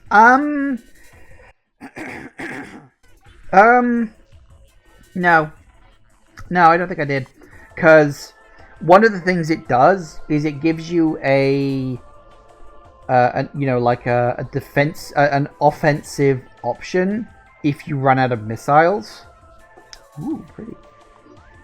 So it's like, if you happen to miss a lot of your missile attacks, or if you haven't been searching for missile upgrades and stuff like that, then if you run out of missiles during a fight, you can always switch to the Ice Beam, which will at least do a tiny little bit of damage. Wow, that is really fucking pretty. So I think that makes a lot of sense from a gameplay standpoint. Oh look, nope, she's T-posing to assert dominance. Whee. Cool. That's good stuff. Damn.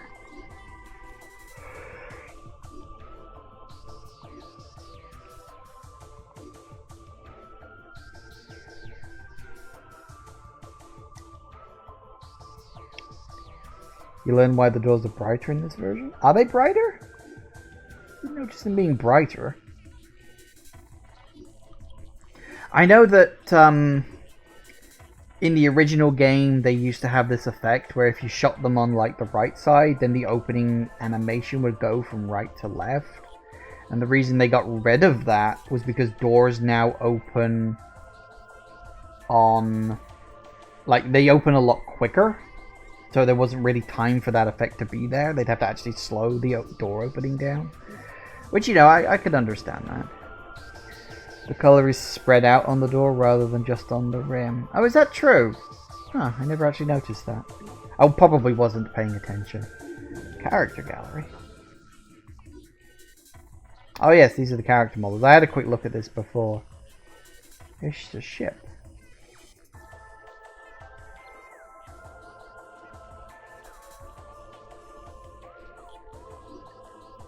There's the standard parachute, of course.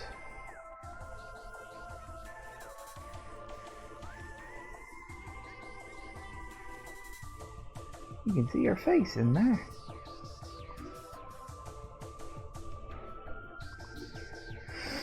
Here's the gravity suit, and here's the bad boy. It's the phase-on suit with that weird outline.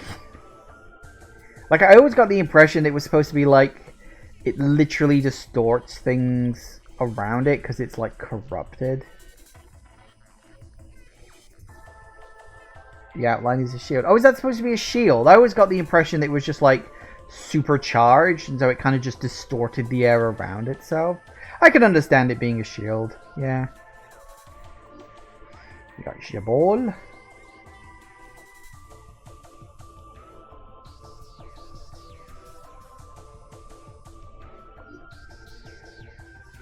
Pilotable, which is a nice upgrade. I do like that one. The auto turret, which will actually, if you like pointed at the screen, flashes red at you. It don't like you very much.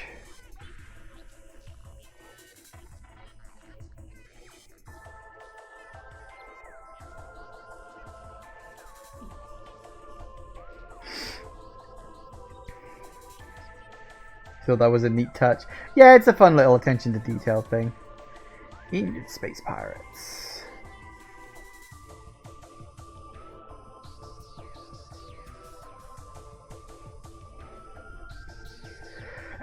One thing I think they didn't add to this is the fusion skin. In my opinion, it didn't look right in the original.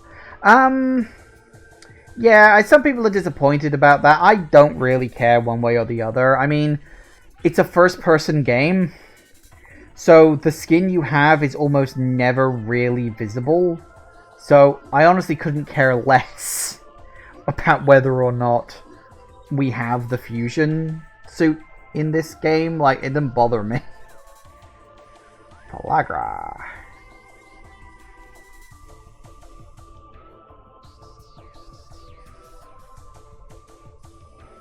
Yep, still got those teeth. Gamer, Chozo Ghost. Hello, Ghosty Goo. Very thin hips. And it's the Rock Man.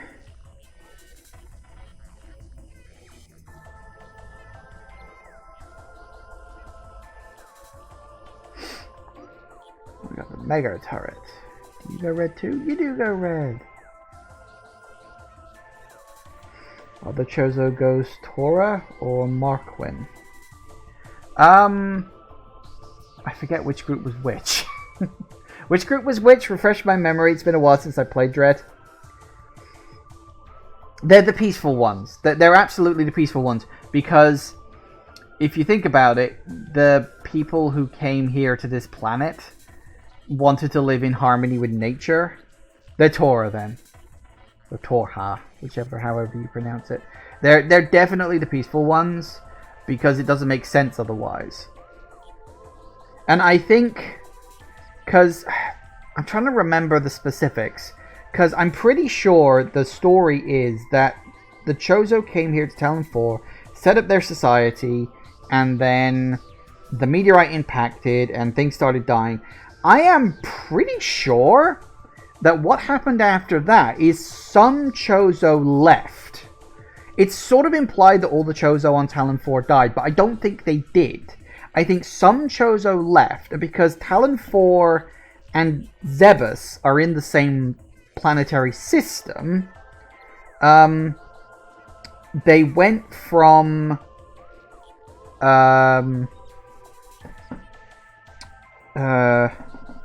crying out loud. They went from Talon 4 to Zebus, where they set themselves up a small base.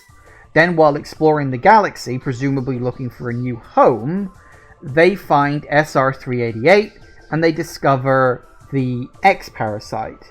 Retreating back to their new home of Zebus, they start setting about to create the Metroids and creating Mother Brain, who of course ends up betraying those remaining Chozo.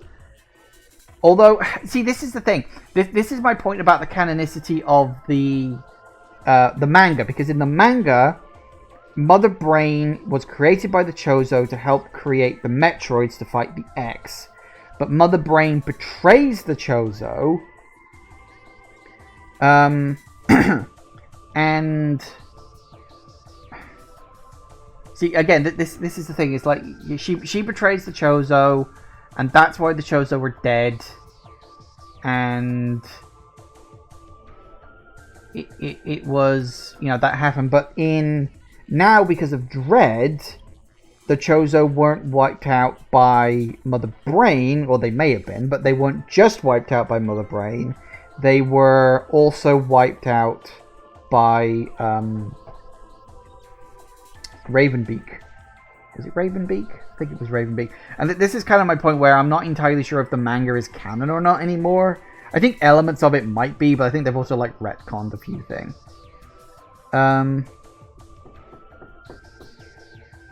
Score are the only ones that can control the Metroids. Talon 4, Chozo were a group that splintered off and the rest of Chozo wanted to live with that technology. That's entirely true. I mean, this is the thing, like, the Chozo were a galaxy-spanning civilization. You know, they were, you know, they had technology to travel between the stars. They'd been around for, like, millions of years. They're basically this universe's equivalent of Time Lords.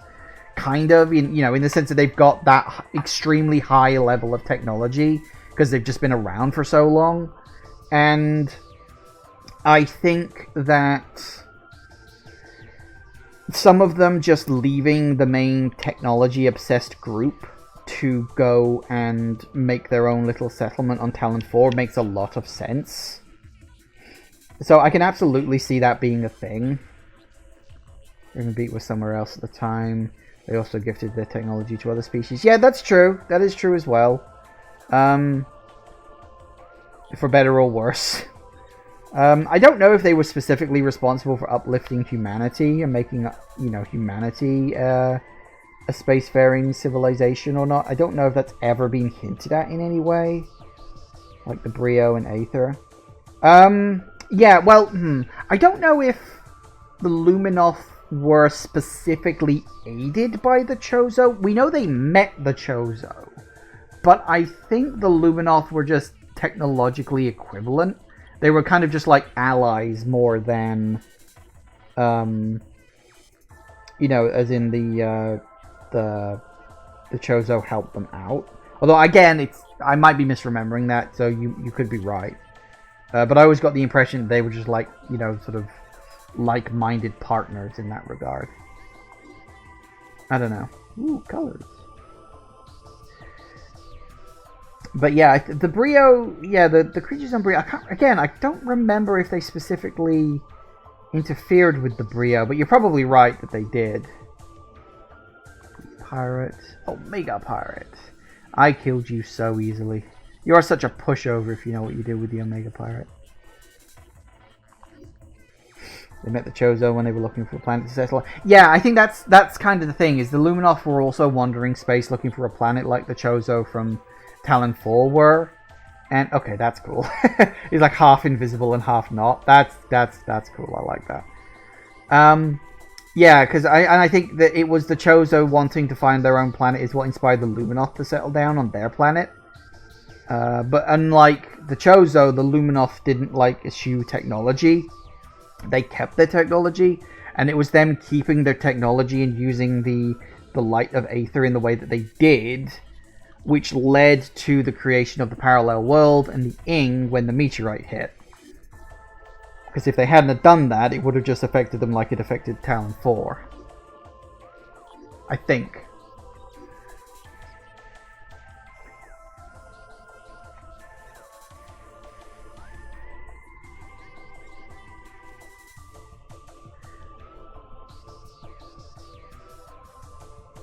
He's long boy. And ooh, colored Metroids. I keep forgetting you can get the colored Metroids because I usually kill the Vision Metroids before they can do that. Hey. Kinda wish you could change his color, but whatever. And there he is. The brain. Soundtrack gallery. Metroid Prime titles, Samus arrives. Really? Some of them are still logged. Huh. Weird that some of them are locked behind completion hard mode.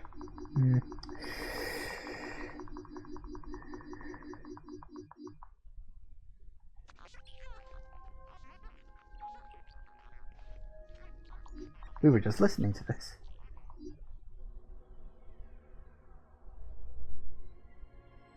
Ah, that's just the intro thing. Yeah.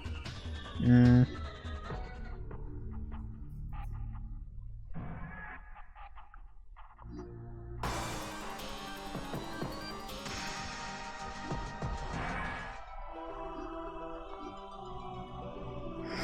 So we've got 6 left.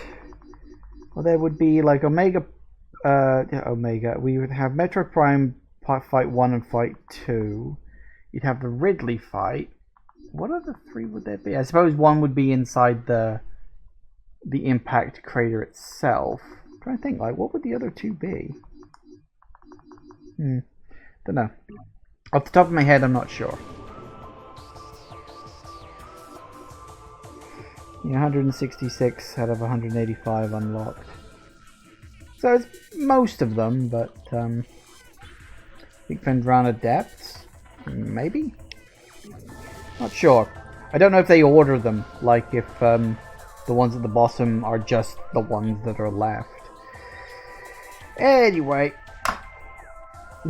So, we're done.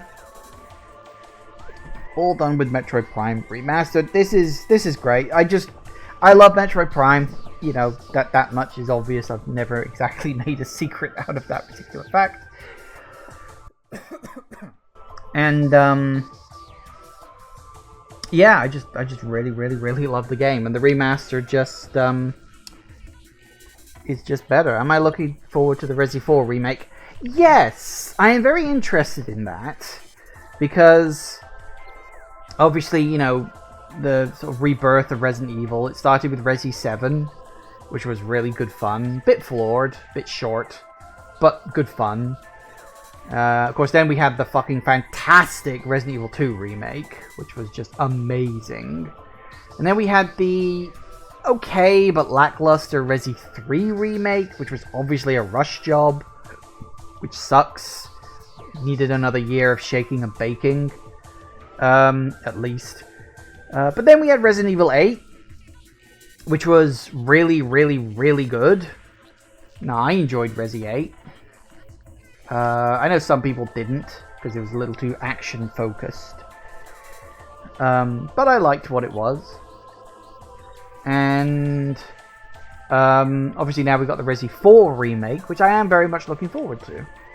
Apparently you can do stealth kills in this now. Yeah, I saw that too. I've been trying to stay kind of like radio silent on a lot of it, because I want to go in, you know, relatively spoiler-free. But I did see like the last big trailer that they put out. I haven't played the demo, for the record. I'm not planning to. I like to go in, you know, without having played the demo. I just like to go into the game. And yeah, blind. That is the technical term, but you know, I prefer going in that way. But yeah, I did see in one of the trailers that you can stealth kill, which is really interesting, because that kind of makes me flash back to the Evil Within 2. Because I've played both of the Evil Within games as well. And Evil Within 1, in my opinion, fucking sucks. But Evil Within 2 was a game I really fucking enjoyed. It's like night and day between the two games. It's really fucking weird.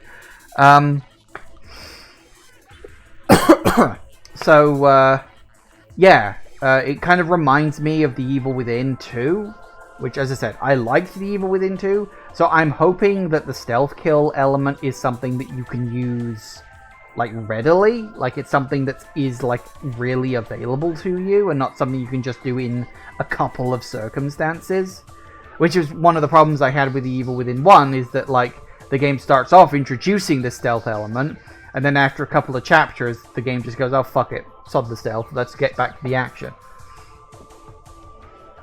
Graphics are amazing. I wish they'd release it on the Switch. What, Resi 4 remake? You might get a cloud version, because they did a cloud version of Resi 7, and I think... Did you get the Resi 2 and 3 remakes as well? I know you got 7. I think you got Resi 2 remake. I think 3 remake is in there as well, but they're cloud versions. They don't run natively on the Switch. So if you want to play them, you've got to, you know, you've got to have decent internet. Of course, the other option these days is get a Steam Deck. Because I think the Resident Evil games run well on Steam Deck.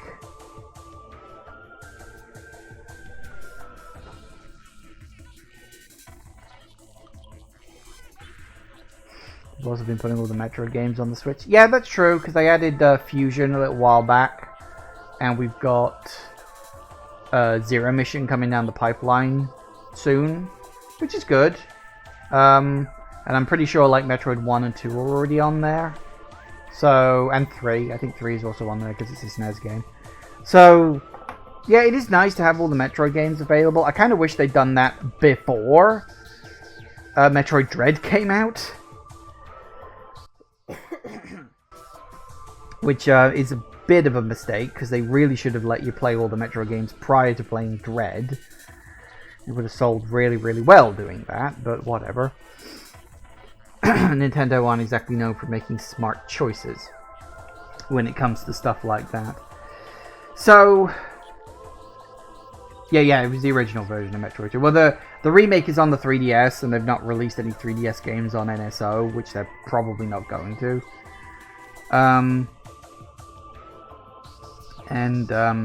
Obviously the remake of 1 we're getting Zero Mission. That's later on, some point in the future. I don't know if it's got a date or not. But I don't bother with NSO. If I want to play an old game, I'll either dig out my old DS, which can play Game Boy Advance games, or I'll just emulate it because it's bloody easier.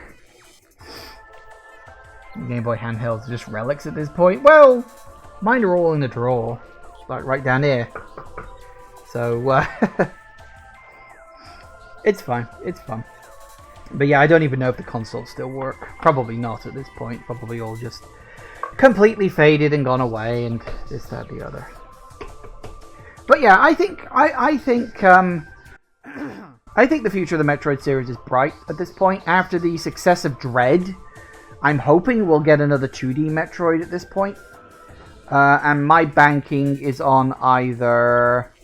I mean, we could get a Metroid 6, but that feels a bit too fast for the, for the franchise to go into a new game that quickly. Your old consoles are dead beyond repair. I think my old Game Boy still works, but I'm not 100% sure. My old DS does still work. And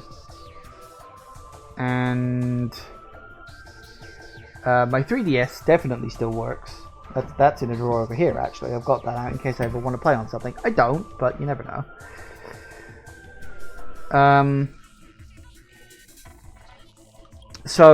Yeah, you've got that. But yeah, we could have a Metroid 6, which would be nice.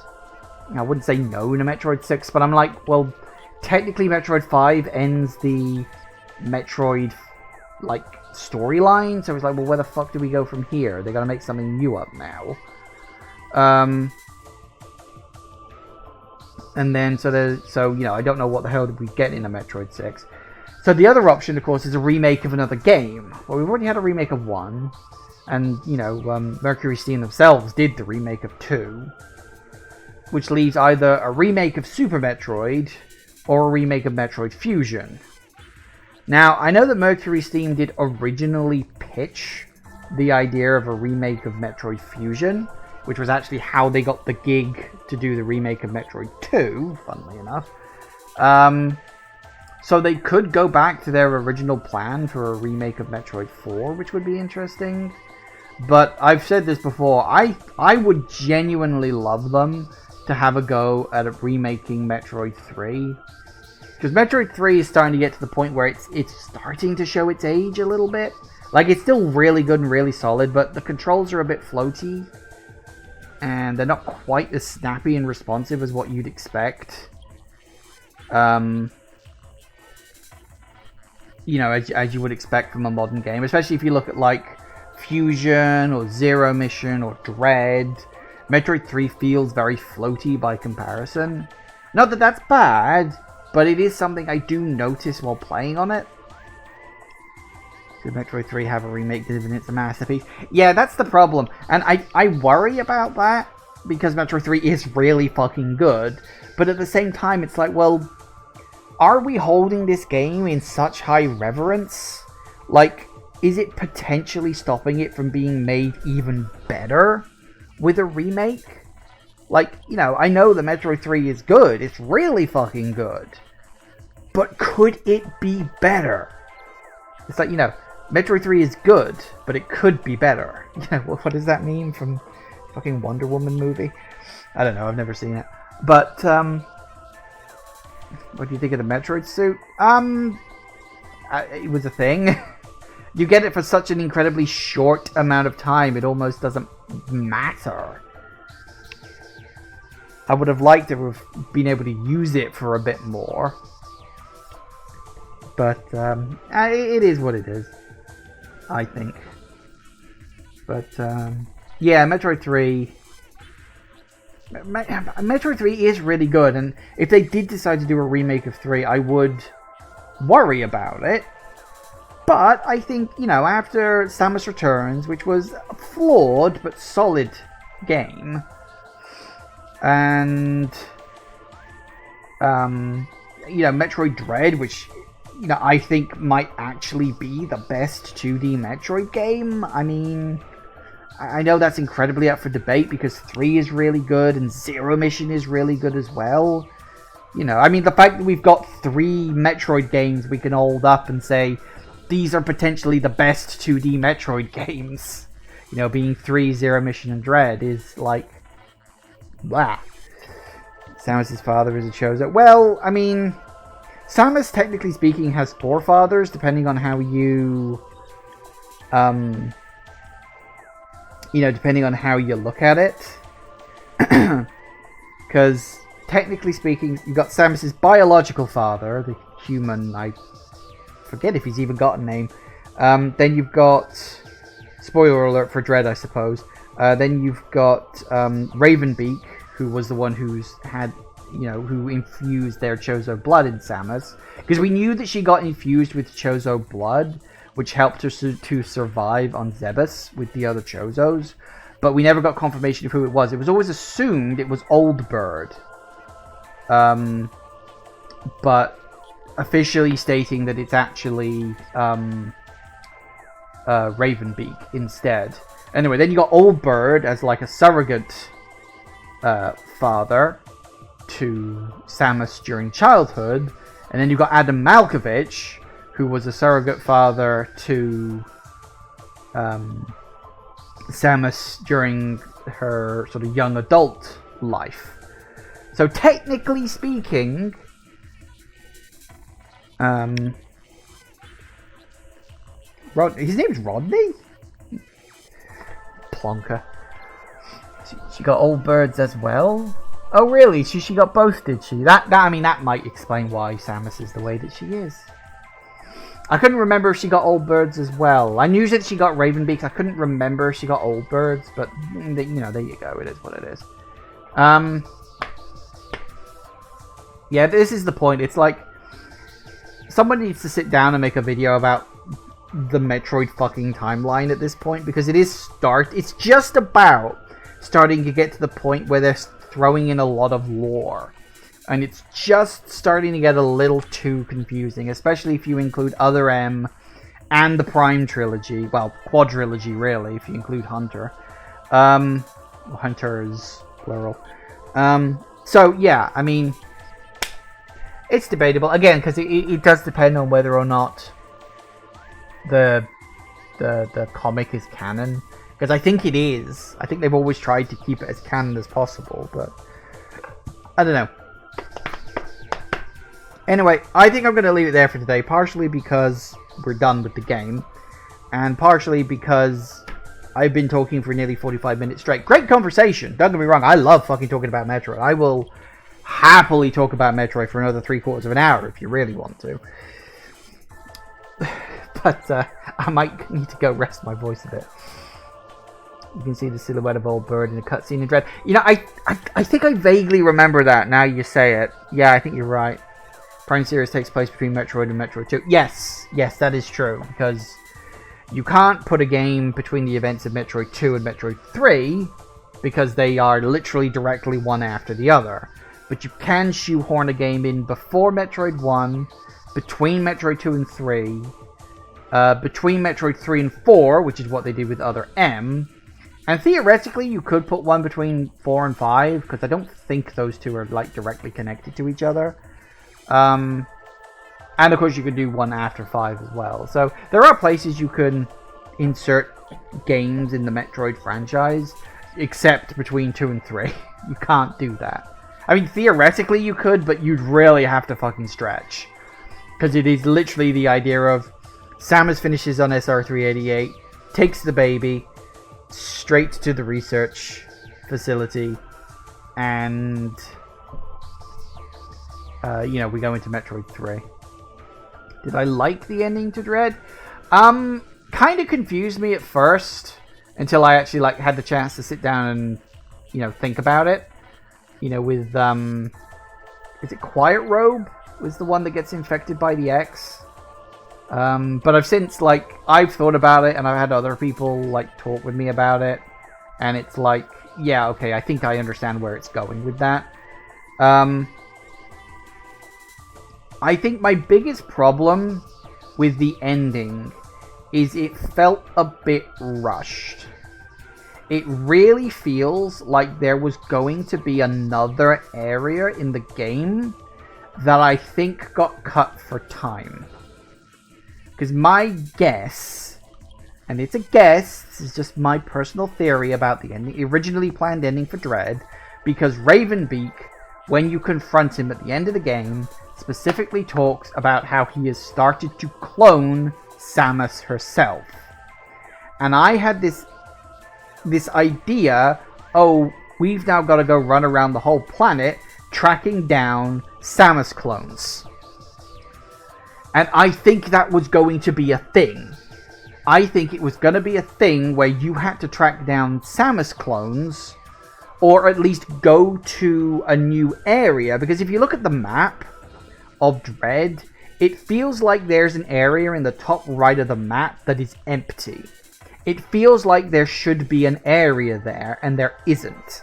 And so my guess would be that either A, you'd have to go running around the map hunting for them, or B, after you kill Ravenbeak, in that big fight, and you get the Metroid suit, you then have to essentially assault this last area, this Samus cloning facility, in the Metroid suit, and just destroying all of the Samus clones, and some of them might try to fight you back and stuff like that. Because the fact that you beat Ravenbeak, you activate Samus's DNA, you beat Ravenbeak, and you fall out of the sky, then you kill him after he gets infected with the X and turns into the big monster, and then out of absolutely nowhere, there's a fucking timer. It just happens, and there's no explanation for it. And it's I get it, Metroid trope, but I really feel like that was shoehorned in. As I said, my guess is that you would go to this Samus cloning facility, fight your way through it in order to set a self-destruction system, and then you'd run for your ship. And maybe you'd have one Samus clone you'd fight who was trying to get to your ship, at the end, and you'd fight them with a timed boss fight. I mean, that's my theory on what was probably supposed to happen. I mean, what we got was fine, but I really feel like they could have pushed it more. The Citadel crashed into... Well, yeah, I get that, but it's just a building. A flying building falling into a planet should not cause an entire planet to explode. I get it. I get what you're saying, but it shouldn't. It's not that. That, again, personal opinion. I'm just saying it how I feel. I think that's what was going to happen, and I think it was cut for time. So, as I said, the ending is a little lackluster, but it's not bad. It's just I think there could have been more.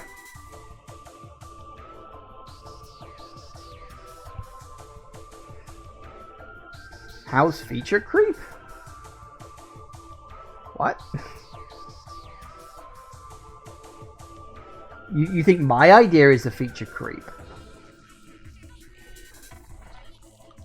I know what feature creep means, by the way.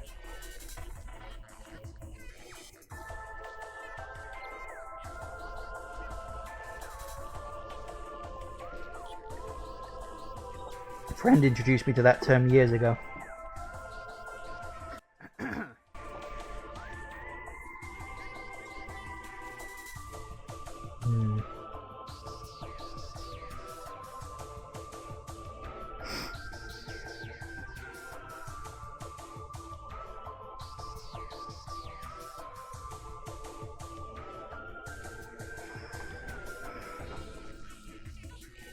That you talked about on Metroid 2 on YouTube. Oh, Jesus Christ. How the hell do you remember that? I'd forgotten about that. That went nowhere. Literally. It was my Metroid 2 Let's Play. It was the only one I ever did that on. It wasn't even my idea. It was someone else's idea and he just wanted me to advertise it. Again, it was the friend who introduced me to the idea. Have you followed me on YouTube then? Like, did you follow me here, like, from YouTube to here? Because that's rare these days. I haven't put a video on YouTube for fucking years at this point. I think it's been about, what, 4 years? I think it was 2019 I stopped posting on that. Was it 2018 even? I don't even remember at this point. Yeah, my old YouTube channel, blind me. I do sometimes consider posting old stream videos. My only question about, you know, posting stream videos, because if I did post them up I wouldn't give a fuck about copyright or anything like that. I just post them up as like an archive. Like, would people want the full videos or would people want them to be a bit more edited? Because some people do just post full streams, you know, on YouTube as an archive, because Twitch is fucking terrible for, you know, storing old videos. You used to follow me in the early days. Wow, that's kind of nuts. I didn't think you'd have been following me for that long. YouTube Shorts can go fuck itself. I'm not interested in that. YouTube Shorts is such a stupid thing. It's like, oh, we've got to compete with TikTok. We've got to compete with everything. It's like, no. Like, there's more than enough of a market for everybody to have their own little section. Like, no, we've got to compete for everyone's attention at all times. And it's just like, no, you don't. Fuck off. But yeah, it as I say, it's a thing of like, just told the words right out of your mouth. Fair enough. Yeah, so it's a thing. As I say, I do sometimes think about posting my old videos or my old streams on YouTube. It is just a question of, should I edit them or should I just post them up in full? It's like, I don't know what people prefer when it comes to YouTube stream archives. Because some people do post full videos. I mean, the thing is, I would post the full videos. I would do some editing to them. Mostly editing of, like, I'd cut out ad breaks and things like that, or like technical difficulties sections, you know, like things that wouldn't be fun to watch. You know, I'd cut that stuff out. And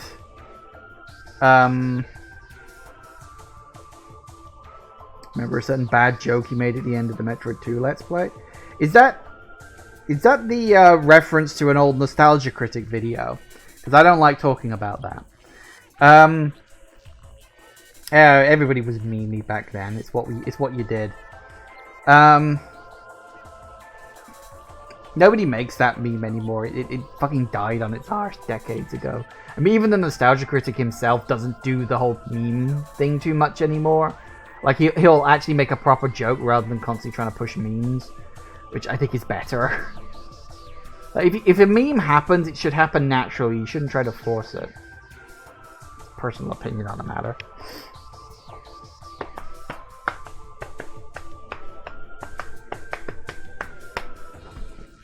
But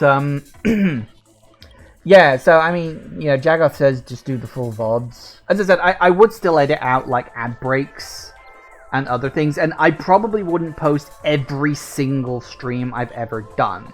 Aside from the fact that I've been doing streaming for about 4 years now, which is a lot of fucking videos. Some of them I just don't think are good enough to post up. You know, some of the games I just like did a one-off and then abandoned. I probably wouldn't do that. Like in fact not even last year, earlier this year, when I was trying to play Immortals Phoenix Rising. Like, you know, that stream was a fucking shit show. I'm not gonna post that up on YouTube, there's no point. So, you know, I'd post most of them, but probably not all of them. I think there's a few that I'm just like, nobody would be interested in watching this. You know, like things that maybe didn't last that long, or maybe just didn't go that well. Or like series that ended up with me just bombing out of the game in frustration. Because there's a few of those. One thing you felt was a missed opportunity in Dread. Okay. Well, I think there were several missed opportunities in Dread, but... Nightmare. No, I mean...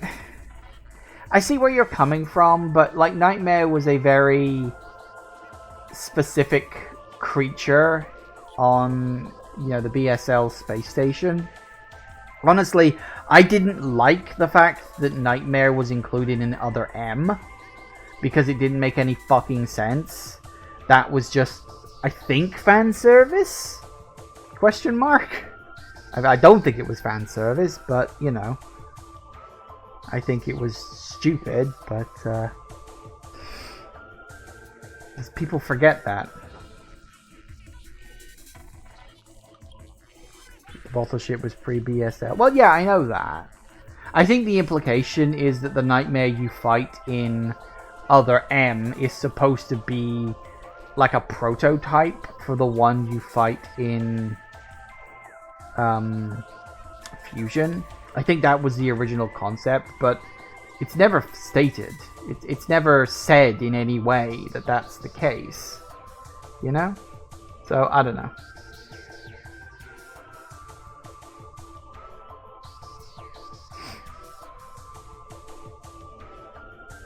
But,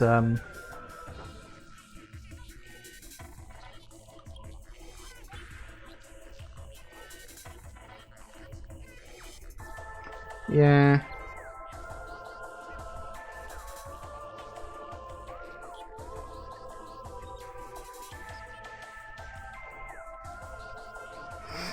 You think Adam's death was rushed? I think it was completely and totally fucking manhandled.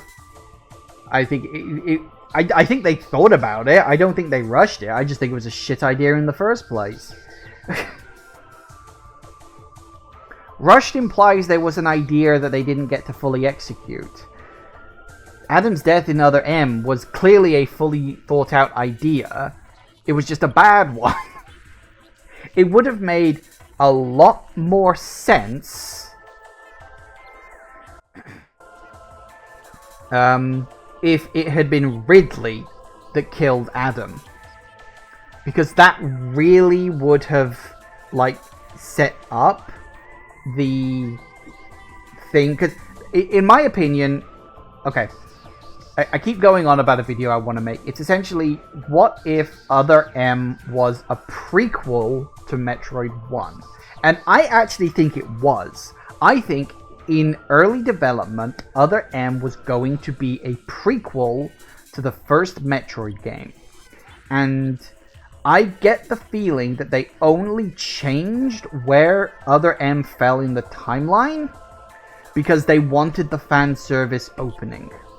They wanted the scene with Samus and Mother Brain at the end of Super Metroid as the opening of Other M. Because I think they thought that would be fun. And I think it was a mistake, and I think that Other M should have been a prequel story. which would have honestly set the scene for the entire fucking series. But they botched it.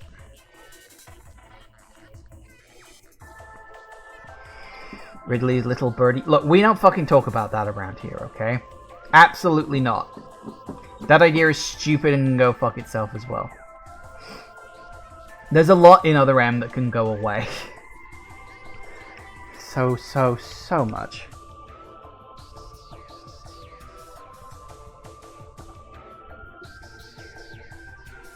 Little Ridley is Ridley in the original Metroid game. That's Little Ridley.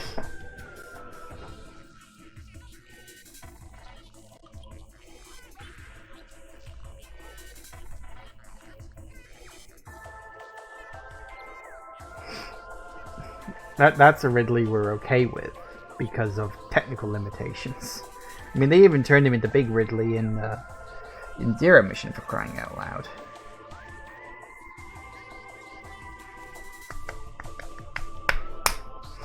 Okay, I've said this several times now, but I think I am going to have to go. Mostly because I really need to go to the bathroom right now. But I've managed to stretch this stream by, delete the deleter, please, because that was really fucking stupid too. Like, it's an interesting concept, but again, completely fucking manhandled, because the whole game sets up a murder mystery, but then doesn't actively tell you about, like, who the deleter is. You just have to infer it by who the fuck is left. It's so fucking dumb. Ridley murdered Samus's mother in front of her eyes. Kinda. I think he did. Yeah, was it James? This is the thing, I don't even remember these fucking names, but you're probably right. Like, you see his body down on the floor where not Mother Brain was. And so by, like, process of elimination, it was him. But yeah, dumb. Just dumb. Dumb all over. Anyway, I don't want to talk about Other M anymore. I want to go to the bathroom. So we are going to leave the stream here for today. But thanks for the chat. Always do appreciate it. As I said, I could talk about Metroid for forever, pretty much. It's probably my favorite franchise, I think. I'm not 100% sure on that one, but probably. I mean, it contains my favorite game, so presumably it is indeed my favorite franchise. So, yeah, anyway, we will, as I said, we will leave it there for today. Thank you all for watching, everybody. I do hope you have enjoyed this. Please remember to like, comment, and subscribe, and I will see you in the next video. Bye-bye.